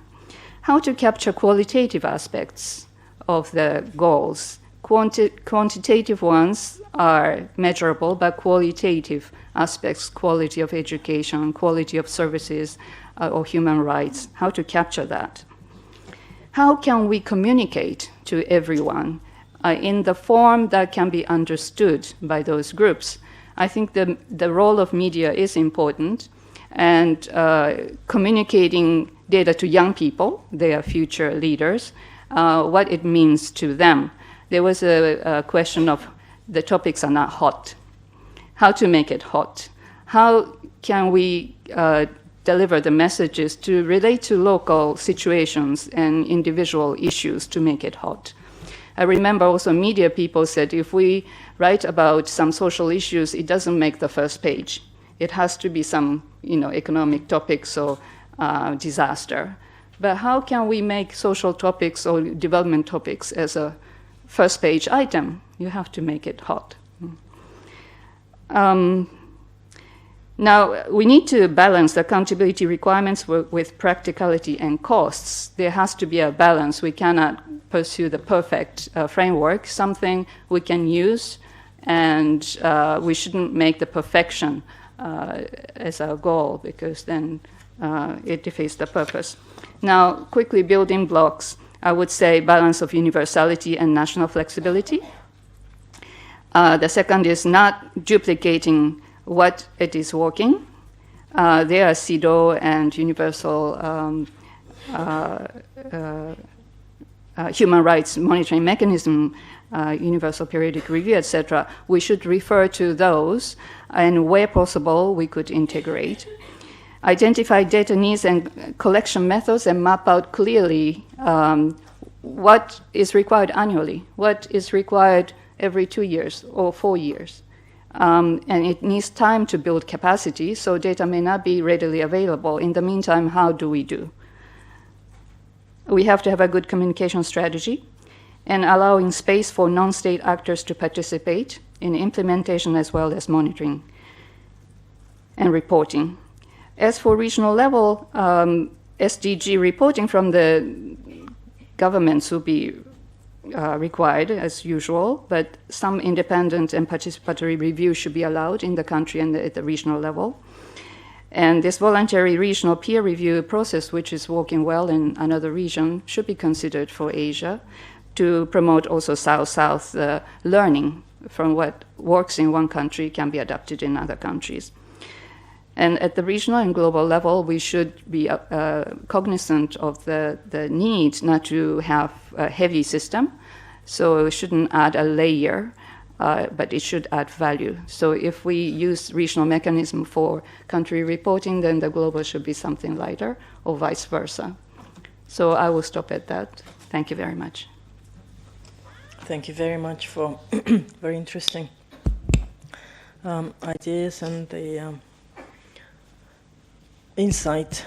Now I would like to invite Professor Leonor Briones, who is the lead convener of Social Watch Philippines. And this organization belongs to an international network of civil society organizations that reports to the United Nations, monitors the implementation of the Millennium Development Goals, and conducts assessments of international issues related to poverty, unemployment, social protection, and the environment, among the others. So in your long and distinguished career as a civil society activist and your previous roles, including that of National Treasurer, Professor Briones, what do you think are the lessons learned and the opportunities that you see for strengthened national accountability and for stronger links to regional platforms such as the Commission and the Asia-Pacific Forum for Sustainable Development? Thank you. Thank you, Madam Chair. At my age and long career, I did not realize I would live to see the day when I would be part of an all-women panel in an international meeting in Asia, and I think it deserves a round of applause. Thank you very much. Now, before I answer your question directly, we in the civil society groups who have been invited and are participating, we have been meeting virtually as well as physically, and we have been discussing our views on the topic of session 1, which is on leadership. Our full declaration will be printed and submitted separately, but I would like to emphasize some of the views which my colleagues have asked me to convey to the meeting. One, of course, which we now recognize, especially in ESCAP, which pays a very special attention to the views of CSO, is the very important role of civil society in extracting accountability. And from leadership, we have seen it in many countries. In the Philippines, for example, an initiative of civil society organizations in bringing to the attention of the Supreme Court and constitutional actions of members of the government insofar as finance and governance is concerned had very impressive results, and the Supreme Court decided in their favor. So that's one, the role of these civil society organizations and creating an enabling environment. In the ESCAP region, this is very visible, but we want to enrich it further in the individual countries. Second, one thing we have been doing in Social Watch as an international network, we have been conducting parallel monitoring and assessment, because through the entire morning we had been discussing how to have accountability framework, etc.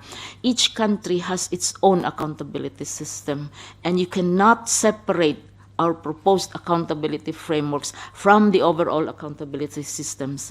And the expectations of the public and the international community may not jibe with the perceptions of individual governments. And this is where parallel monitoring is very important, which can be used as a framework for challenging, for asking questions, and for proposing various changes in government policy.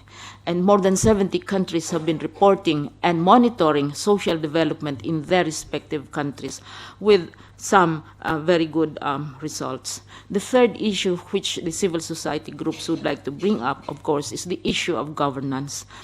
Whenever we think and we formulate at the international level programs like these SDGs and so on, the first thing that countries think about is what will it cost, how much will it cost. And so participatory budgeting is very, very important. You cannot have business as usual budget without and still attain the new goals, especially the 17 new goals. Now, very, very quickly, I would like to respond to the presentations of the panelists. The comment on decentralization of accountability framework, I think, is very, very meaningful, because leadership and leadership accountability must reach down to the local government level, where the services are actually delivered and where you see the results. Also, the multi-sectoral characteristic of accountability is also considered. The view on statistics is very, very important, because governments, and many, not really many, governments often change their formula. For example, for measuring poverty, for measuring gender disaggregation, and so on and so forth. And these have to be challenged. And this is where parallel monitoring is very, very useful, because sometimes poverty levels decrease dramatically because the formula has been changed officially by government. And then also the matter of gender budgeting. We in civil society in the Philippines monitor the budget. Yes, there is a law, 5% shall go to gender, to spending for women, but we have to look at the specific programs themselves, go beyond the 5%. Now, on the comment on the donors comment, we in civil society have also said that accountability has to be shared, not just by the leaderships of countries, but regional as well as global leadership, especially the accountability of donors, because wrong policy advice, wrong policy implementations have to be shared with those who give those advice. As they conditionalities to their donations, as well as to their level of borrowings. also, the last comment on the role of media and information is very, very important. Again, in one country, the Philippines, at this time, every day, everyone is talking about the budget. All the talk shows, all the speeches are all about the budget, and everyone is looking at the spending for social development. And this is how effective the use of media has been, as initiated by civil society as well as social media is very, very powerful. And so finally, as to the last question, how do we strengthen links to the regular or the regional platforms and the Commission and APFSD? What we are doing now is very fruitful and very useful, but I think during these meetings, there will have to be room for civil society business groups to meet with their own governments in an environment far from from their own home countries, and perhaps during these meetings we will have all those kinds of opportunities. But again, thank you in the name of civil society for giving us space to express ourselves. Thank you.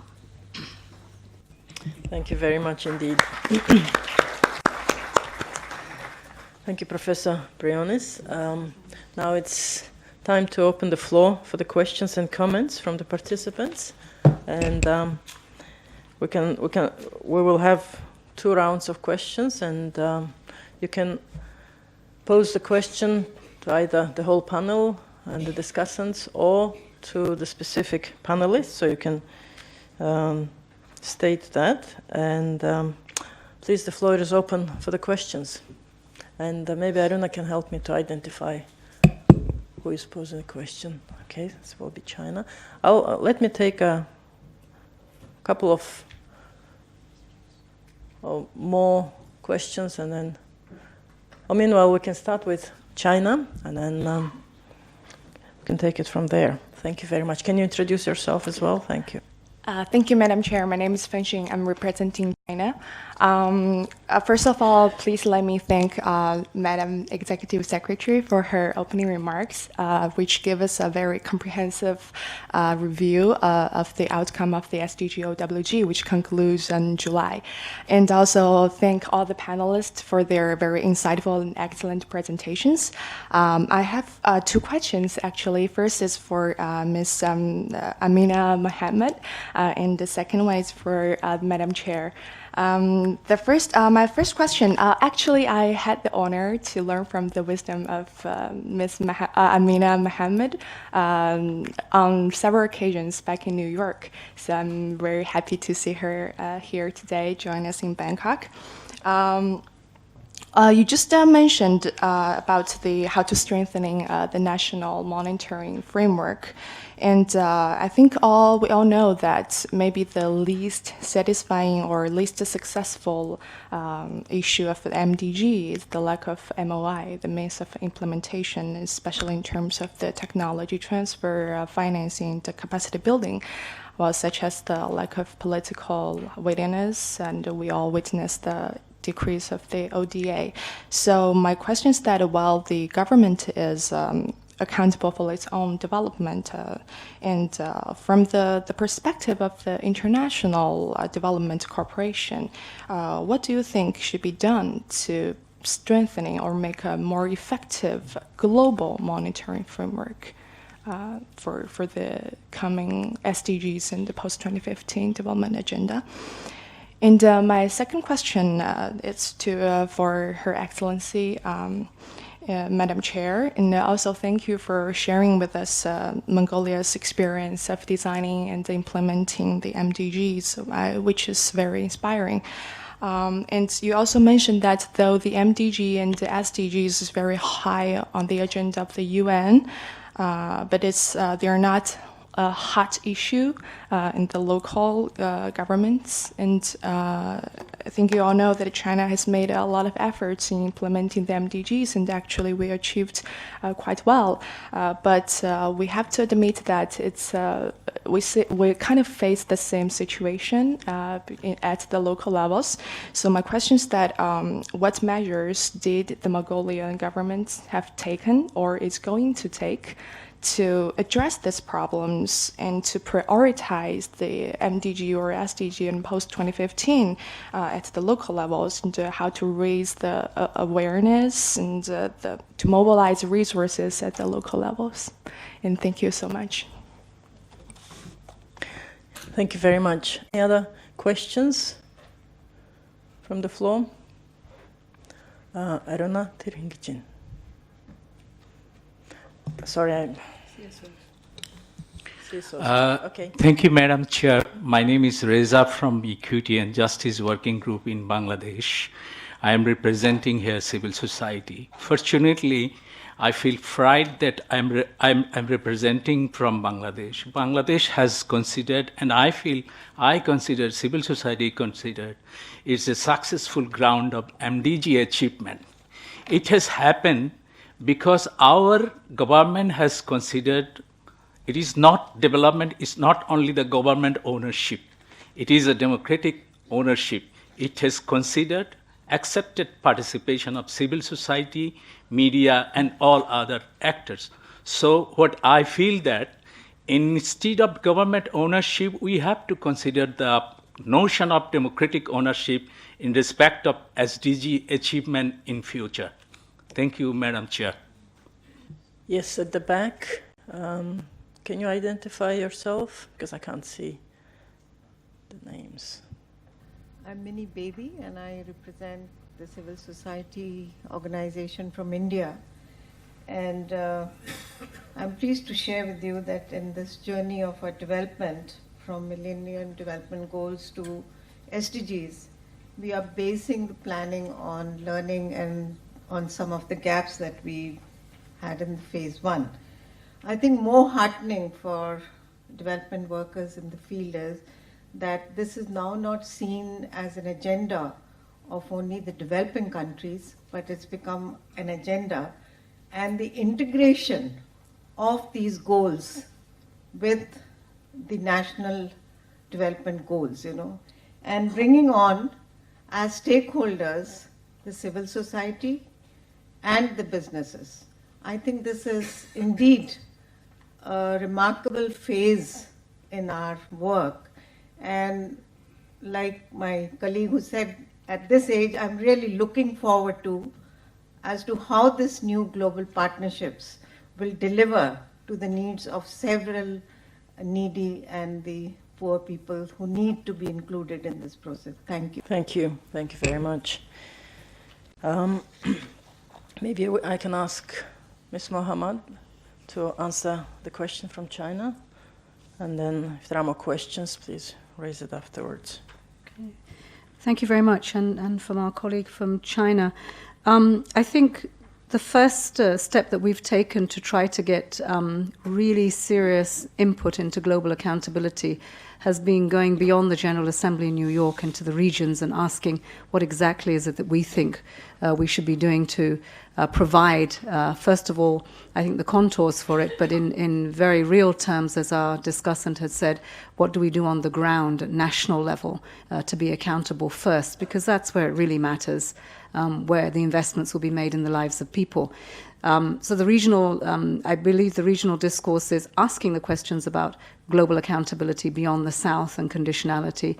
One of those first arena will be the European Commission, the regional commission that looks at this in September. And we should engage with that. I hope it's not, as we have here, we talk about regional, but we should also take the voices of the other regions into that.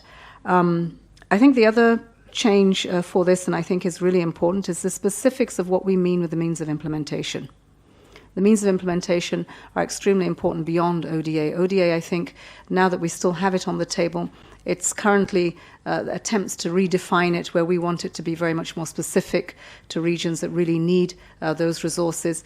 If we can get specificity into the ask and where and how far ODA is going to go, then I think that we can make those commitments in terms of accountability.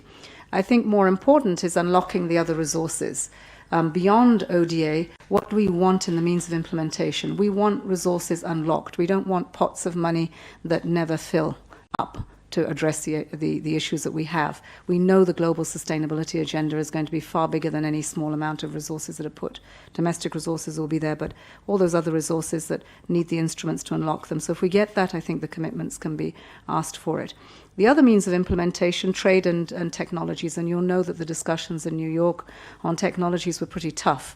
If only we could have had the same kind of robustness and engagement on the technologies we had in the Open Working Group in the GA discussions on technologies, we would have made quite a few inroads. So I think now we need to try and take those lessons and lift that, and I hope that the Secretary General's report will do that and be specific about the technology transfer, which is not just about transfer, but it's about capacities at country level also to utilize it. Last but not least, the data revolution will open up the transparency of data north-south, south-south, in all its dimensions. I think that's a very big commitment to it having global accountability. We know that the transparency of data is not only a southern issue, it is also an issue of the north, and so I think that will be a big point to take forward. Let me close it. Thank you very much, Ms. Mohammed. To your second question on how do we get the message to the public and to ordinary people, I think first of all it's very important to have parliaments involved. Although accountability is not legally binding at the global level, national governments could legislate those international commitments into domestic laws and acts, and those national acts and laws can be translated into budgets and policies. So that's why I think it was very important to get for Mongolia our Mongolia development goals adopted as a parliamentary act and establish a national parliamentary committee on that. I think it was Ms. Horiba who mentioned that a communication strategy is very, very important. And I think that's what we lacked in Mongolia with the Millennium Development Goals. And we didn't really convey the message to the public sufficiently enough. And we didn't translate those goals into simple deliverables for daily lives of the people.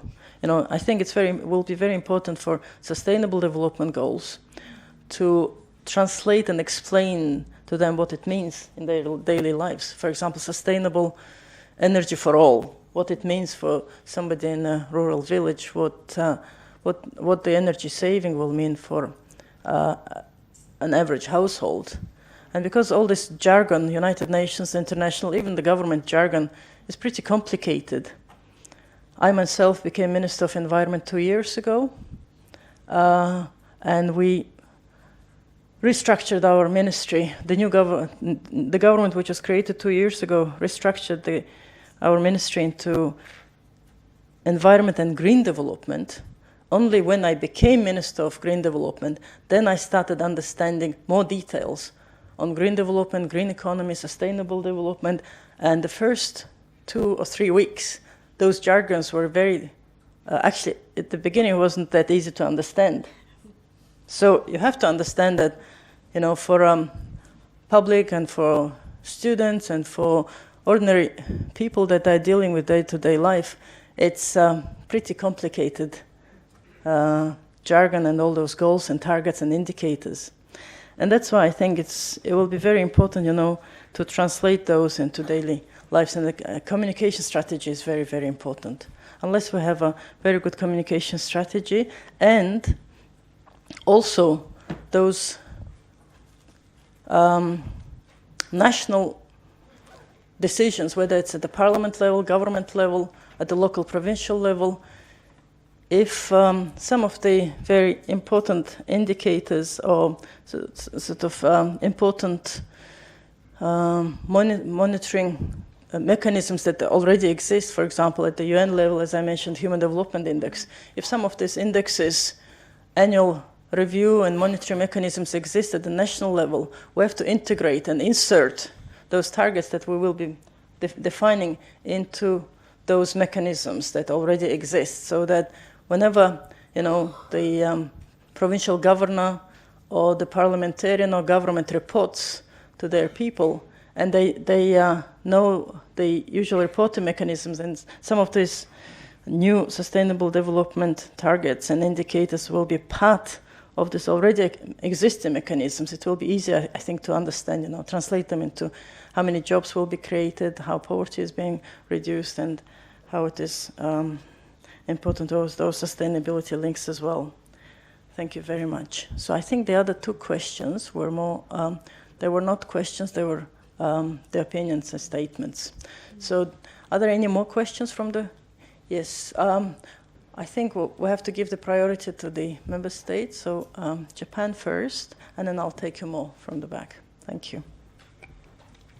Thank you, Madam Chair. I'm Toru Adachi from Embassy of Japan, representing Japan. We, Japan, highly appreciate UN ESCAP to hold this opportunity for the countries of Asia and Pacific to discuss post-2015 development agenda. And as a member of Asia and the Pacific, we'd like to keep cooperating with international society toward formulation of the post-2015 development agenda. After MDG, there are some emerging issues. In this regard, we think it's important to include disaster risk reduction in post-2015 development agenda because disaster could demolish our accumulated achievements. It's important for the government to take leadership to enhance resilience of our society against natural disaster and also to collect and accumulate data before and after disaster. And my question is that the role of government is important, but what role do you think the stakeholders other than government could take to collect data and share the responsibility for accountability? Thank you. Thank you very much. Representative from Japan. Let me take maybe two more interventions. Yes, please introduce yourself. My name is Nurgul Janayeva. I'm part of the regional CSO's engagement mechanism and Forum of Women and NGOs of Kyrgyzstan. Thank you very much for this opportunity to give a question and make a comment. Regarding, I would like to comment and ask a question on the national accountability, leadership, and ownership. In order to really have strong national ownership and leadership, we have to address the capacity issues. This, Ms. Mohammed told about decentralized accountability. This requires a lot of work from our countries.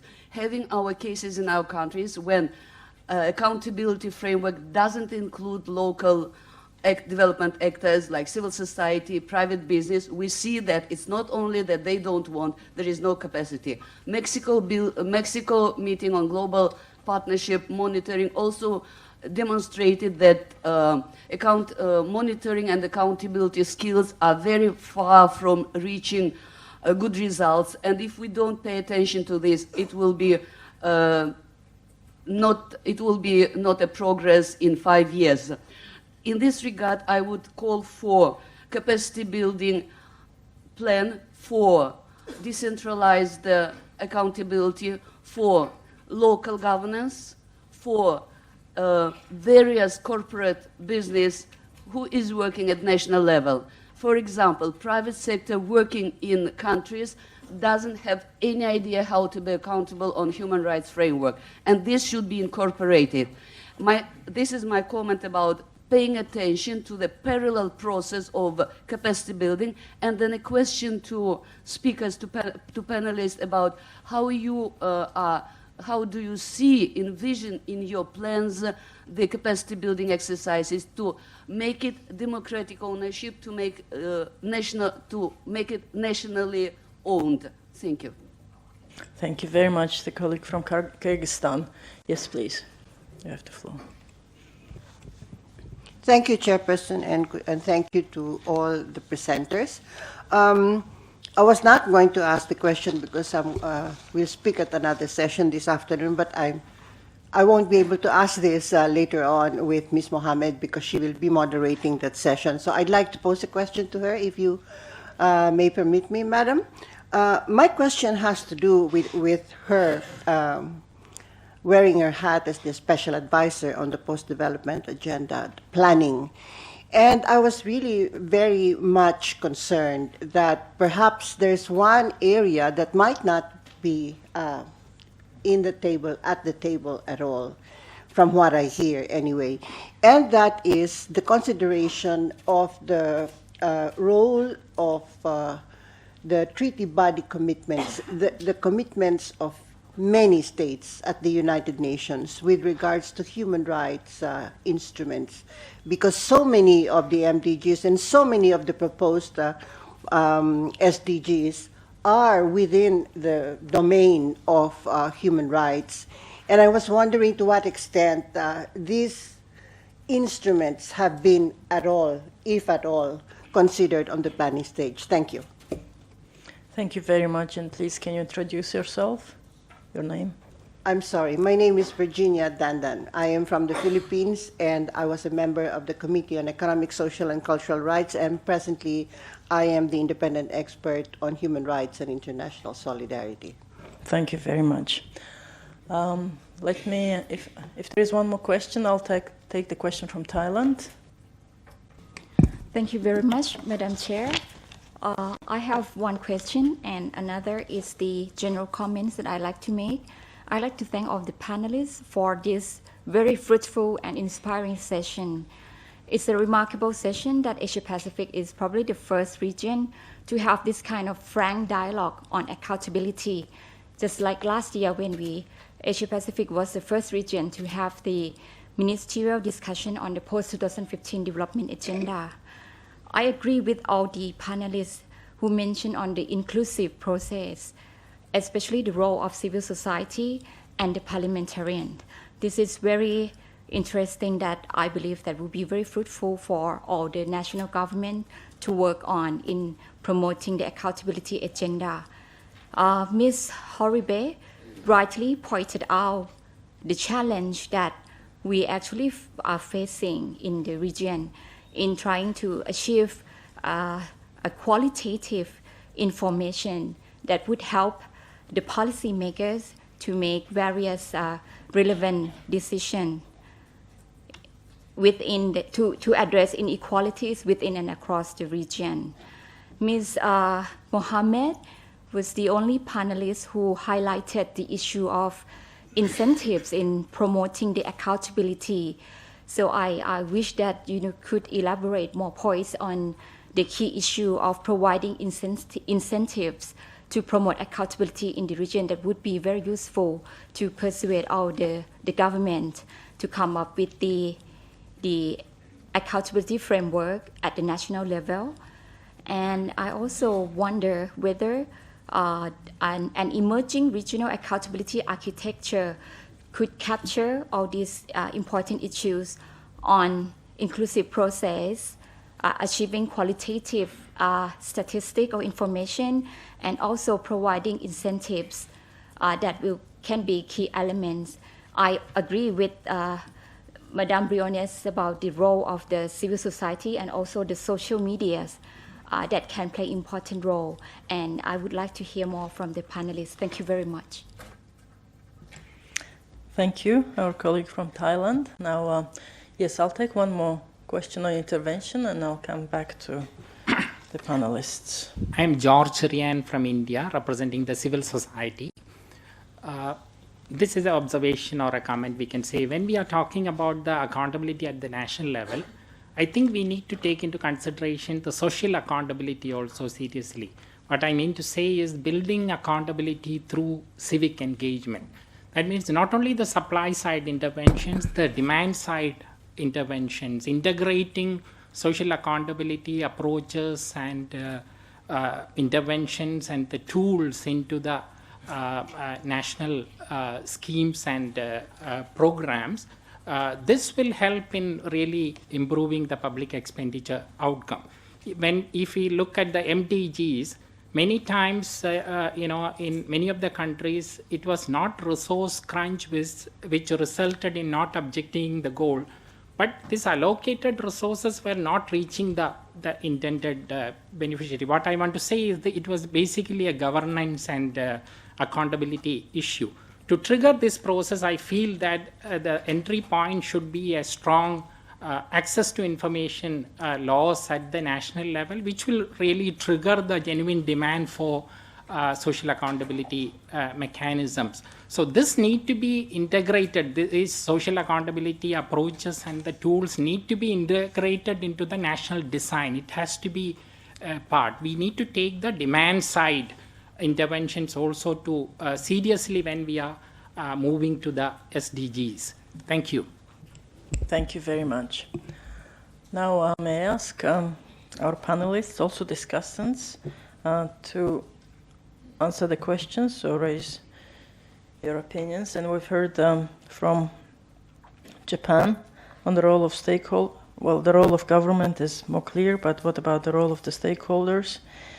The CSO representative from Kyrgyzstan raised the issue of capacity building.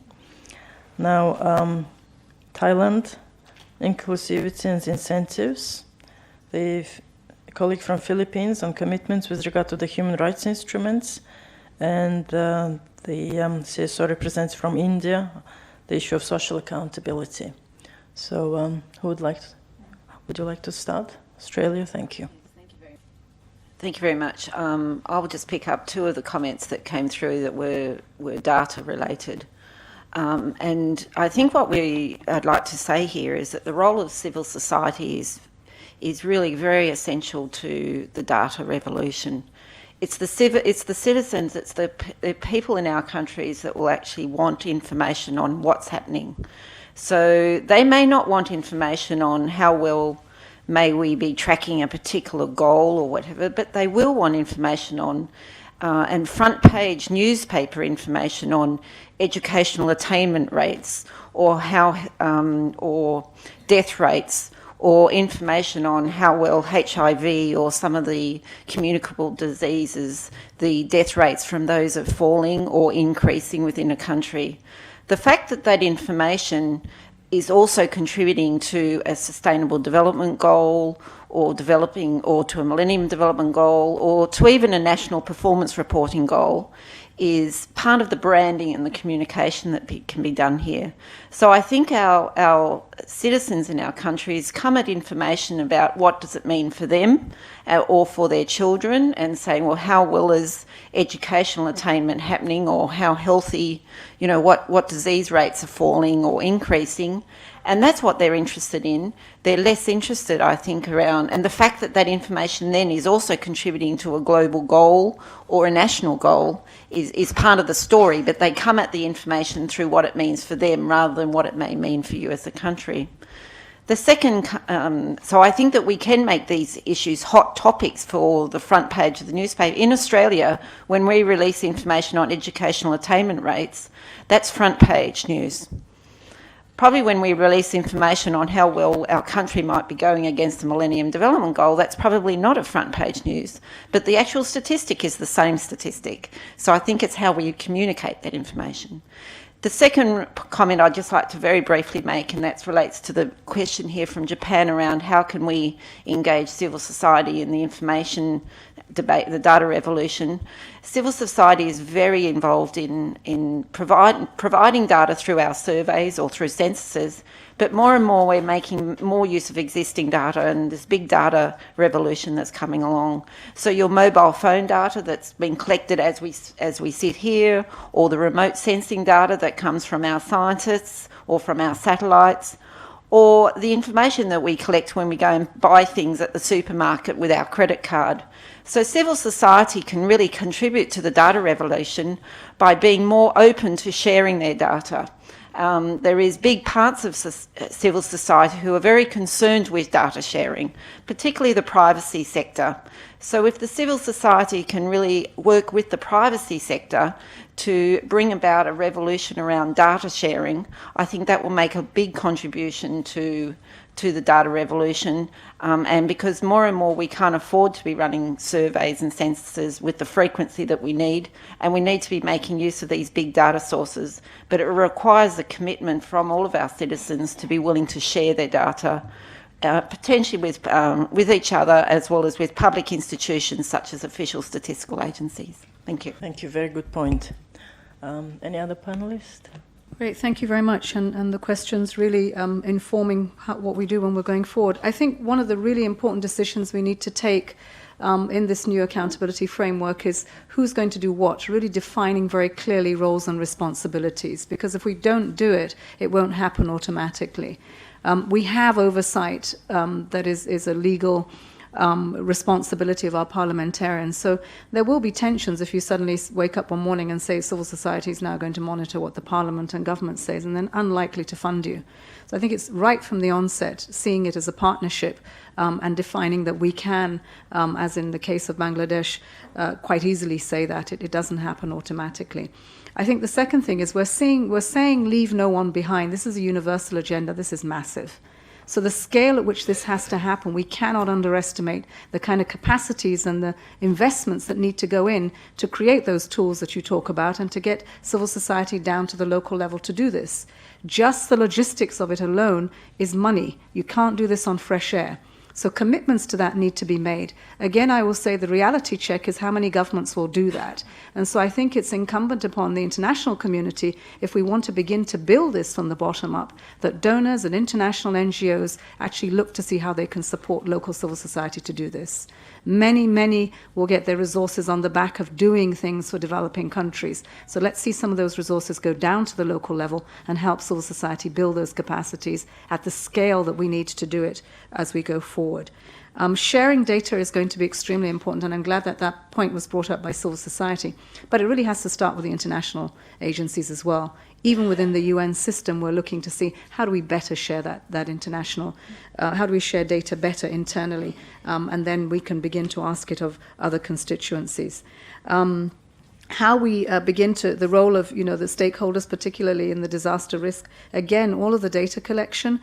It is important to see different types of stakeholders, not just from civil society, but young people who go in there with a real investment in knowing what it is the baseline of their communities and what they need to aspire to get involved with going forward. So I think that it would help if we sort of look at how many other stakeholders who will be involved in depoliticizing data get involved in it. It brings credibility, it brings, I think, a sense of ownership of it, and then we begin to inculcate the kind of responsibilities that we expect also from our citizens and building that citizen engagement. Last but not least, to the lady who asked about the treaty bodies, really important question. I think one of the first indications of this was when we discussed the human rights approach to this agenda, whether we should have a single goal on human rights or whether in fact it should be an agenda that at the end of the day added up to us delivering on human rights. And because we had a treaty body, because we have instruments there, was the main reason put forward in those discussions for actually seeing what actions you would take in terms of goals and targets to attain a human rights agenda and then measure whether in fact that had happened or not. So I think that discussion really did bring about a question of how this would happen in the intergovernmental negotiations, and already member states are looking beyond just setting the goals and the means of implementation, but the role of those international treaty bodies in all of this. The Post-2015 is beyond just the set of goals and the means of implementation as we see it now. The other ask that we've had is that how do we align all the resolutions that we have, the decades on the different issues that we have? If we have a new sustainable development agenda, what happens to the education for all? What happens to the health for all? So this is another discussion that member states will have, because this again is going to your point of layering again and again and overburdening countries of which one do they actually do now? Do they pay attention to education for all or the education goals of the next sustainable development agenda? We will have to do a lot better of trying to streamline that without losing anything. I think it's important that we don't lose what we gain by having another agenda that looks to minimalize, but actually we hope we seek the transformations that we need for all of that. It is about a transformation and a transition that is going to require every one of us in each constituency to think about how fit for purpose we're going to be for this agenda. What institutions, what structures, what skill sets are we going to need for this next agenda? And I think the implications are just dawning on people as we think even of the 17 goals and the 100 169 targets. Maybe there'll be more, maybe there'll be less, but whatever it is, if we are to pay attention to the how that my Indian colleague from civil society talked about, we need to answer that before we get to September. Because the promises we make in September 2015 will have to be ones that we deliver on in the next 15 years. And that I don't think any country will have the tolerance to think about another 5 years of contemplating what they do. I hope that we will communicate the SDGs in a better way. I have to tell you that many people are praying that we do not use the acronym SDGs. If there's an alternative, let's have it. But it doesn't translate very well to many of us. We know we have to point, as the Honourable Minister said, to a specific to try to challenge that or to explain it. So let's see if we can communicate a little better when we get to 2015. That's very good. Thank you very much. Would you like to comment, Ms. Yes, Versosa? just picking up also from the discussion on the role of treaty bodies. As I mentioned earlier, we see it as, we're CEDAW, or we're signatories as governments to all these treaty bodies. And that's the obligation that we all have. So I don't see them as different from SDGs or the commitments for health for all or Beijing or ICPD or WSSD. They should just be aligned. They have similar indicators that we want to measure at the impact level, right? So the challenge, I think, for regional commissions is really to help us in the integration effort so that it really becomes a burden for national governments to report to all these different bodies. And sometimes it takes a lot of time from actually delivering projects. So that's one challenge that I think I'd like to put forward. But I'd like to emphasize that almost all member states are signatories to these treaty bodies, and therefore I think what's missing in this SDG is really the rights-based perspective and realizing that we in government have the duty to implement all of these targets, which are translated to human rights obligations, and that civil society represent the claim holders, so that at the end, what we do with SDGs are really respecting, protecting, and fulfilling the rights of everyone whom we do not want to be left behind, all the marginalized groups, especially women, I should say.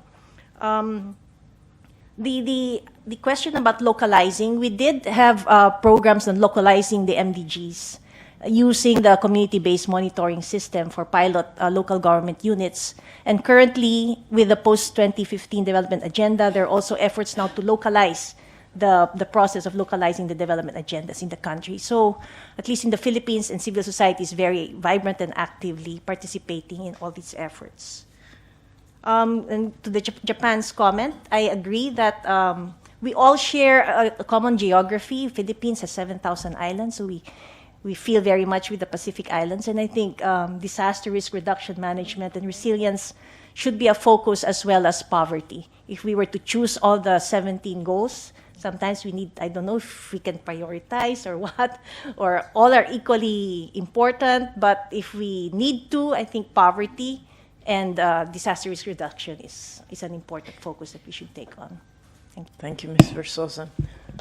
Would you like to comment, Professor Briones? I would like to respond to the specific question on the need for capacity building at the local level. Civil society organizations have been capacitating local governments, but it's not just giving data. Our government requires all local government units to put in their websites at least 17 financial reports, but we teach them how to read numbers. We teach them how to read the language of plans. And when we look at the budget, it's not numbers, but if you have a certain amount, how many schoolhouses is that? How many textbooks, or how many teachers, how many buildings, and so on. And civil society pioneered in popularizing the MDGs much ahead of government, if I may say so, using this. And so you have the capacity building for local government units. We teach them to monitor, to assess, and to participate, but in their language. The language translation is very important, because in many countries we speak different languages and dialects. We also capacitate the media. because not all media, as pointed out, is familiar with the language of sustainable development, etc., etc. And we have special briefings for them. Social Watch does this every year regularly before the start of the debates on the budget. What does this mean? What is a lump sum appropriation, etc.? And what does the law say? And we target usually, in addition to the usual talk shows and the journals, which are read by those in the middle class, we target the radio programs, the community-based radio programs, national radio programs, because all peasants, all farmers, all workers listen to the radio all the time. And if you have media who will transmit in their language and on their own way all these issues, then it's very convenient for them to identify themselves with these issues. And also, what makes budgeting, for example, hot? What makes sustainable development hot? We tell them it's your money.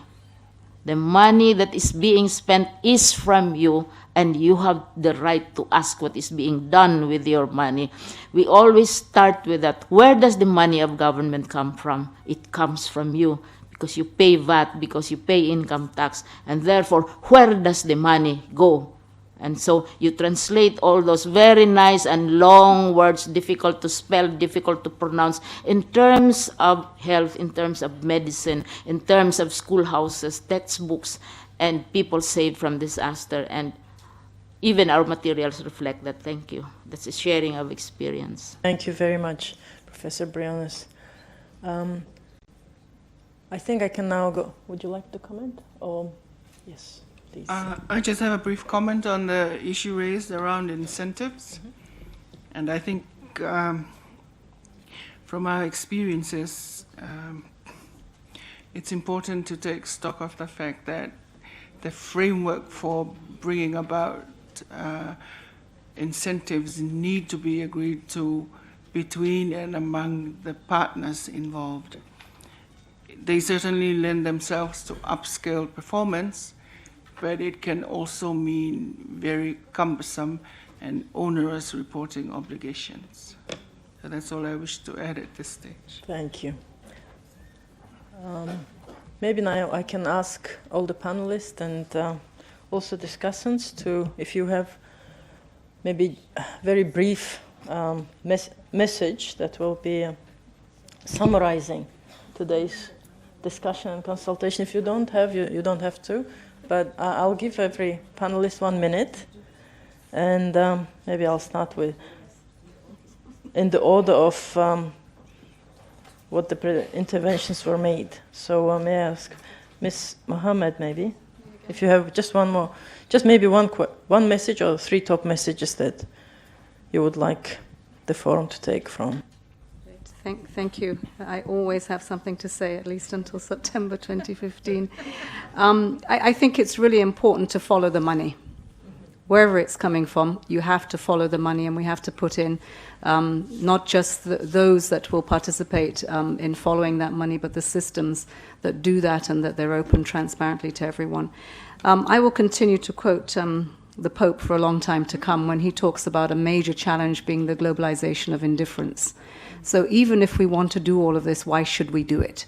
I think it costs to be indifferent, and we need to explain to the world what it costs, whether it's our islands that will be greatly harmed by the indifference of not putting in investments for resilience, or that we ignore and exclude people to the extent they have nothing to lose and therefore become the so-called terrorists that we have today. It costs to be indifferent to what is happening in the world today. The last message I would say is that the measures we need to use for accountability should be from the smallest member of our family. I visited Nauru. It's the smallest member of the UN family. And my thoughts as I left that island was that if we don't consider what we do in terms of investing in the people of Nauru as important, then the whole agenda falls apart. So the measure should be about what we do to the smallest, most vulnerable member of that family. That should be the measure we use to see how successful we are in the overall accountability of the next Sustainable Development Agenda. Thank you. Very insightful, thank you. Ms. Van Helderen, would you have one message. Thank you. I'd just like to leave the group with a message that it's very inspiring to hear the commonality of the themes that are coming through with the messages here today, and the sort of commitment that countries and the members of this forum are all making towards ensuring that there is a robust accountability mechanism in place. As a statistician, obviously, I believe that credible and reliable statistics that both governments and citizens of their countries say are important to them will be really important to that accountability mechanism, and that countries should be leading their own data revolution so that it's relevant to them and to the citizens in that country. Obviously, the official statistical community, such as mine, has a lot to offer in this place. We bring that credibility, we bring that transparency, and we also bring the integrity so that you do have an official system that citizens know that they can trust the statistics that are coming out, rather than question whether those figures have been doctored or using different methods there. So we look forward to continuing the engagement with both the United Nations process, but also with the capacity building efforts that are being undertaken in regions such as Asia and Pacific, to be able to produce that capacity that countries can deliver the evidence that are needed, not only for local decision making and local policy development and decisions, but also into these international requirements or international agendas such as the Post-2015. Thank you. Thank you very much, Ms. Van Helder. And now may I ask, yes, Ms. Versosa. Thank you. Just two things. For regional commissions to lead in the greater integration efforts horizontally and vertically. I think from our gender mainstreaming experience, we like to weave. I don't know if it's weave women, but we weave horizontally from across different agencies, and I think that should be done, and vertically from national or international, regional, down to the community level. And that accountability mechanisms should be rights-based, transparent, inclusive, participatory, and of course, gender responsive. Thank you. Mrs. Simi? I guess the message that I want to leave emphasizes the inclusion of our small island developing states, the region that I come from, and that national actions can be bolstered by regional frameworks, such as the regional commission that we're under, but we should not forget also that there is a sub-regional process, and that there's also a sub-regional framework which needs to be in tandem with the region-wide framework that we operate in. Very much, thank you. Ms. Horiba, would you like to comment? Yes, since I'm participating from the UN system, my takeaway message will be that UN stands ready to support in establishing the accountability framework that works in each and every country, and we will promote a genuine participation of all the stakeholders, not only hearing them, but to reflect them into the integrated accountability framework. We also support in data revolution and data sharing accessibility, and also interpreting data, because sometimes definition change, methodology change, and it's very politicized. Data can be political, but educating people how to read them. And also we will make sure not to forget rights-based approach, human rights, and inequity. Thank you. Thank you. Professor Briones? It has been said that leadership accountability is at national, regional, and also global.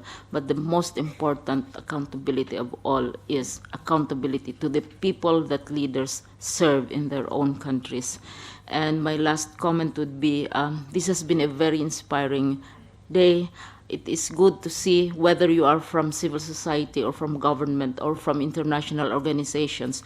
We have the same policy intentions. I hope we will deliver the same policy results as quoted from the Undersecretary General. Thank you very much. Well, thank you very much, all the distinguished panelists and discussants, all the women panel and discussants. And I think I would like to reiterate again that the post-2015 development agenda elaboration gives us this great opportunity to launch a transformative approach to accountability. We have to use this opportunity to insert and integrate accountability mechanisms into the post-2015 agenda, at the same time parallel with the deliberations that are taking place on the goals and indicators. Everybody knows that there is a saying, the devil is in details. I think in the context of today's deliberations, the devil is in the data, indicators, and is in monitoring, but also in the evaluation and accountability. So again, thank you for all the participants, and I would like all those who participated today to actually share back all the thoughts, insights, and perspective that you've heard back in your offices, back in your governments, and international organizations and NGOs, so that it's not only us that have heard those views today, but more people heard those views as well. I think that's the message that we got from the. I think that's the first thing we can do with the communication strategy. So we just don't leave it with us, those information. So thank you very much. We'll break for lunch, but I would like to ask MC whether there are any announcements. No. So, okay, we will have a lunch break and we'll come back, everybody, at 2 o'clock. Thank you for all your attention today. Thank you.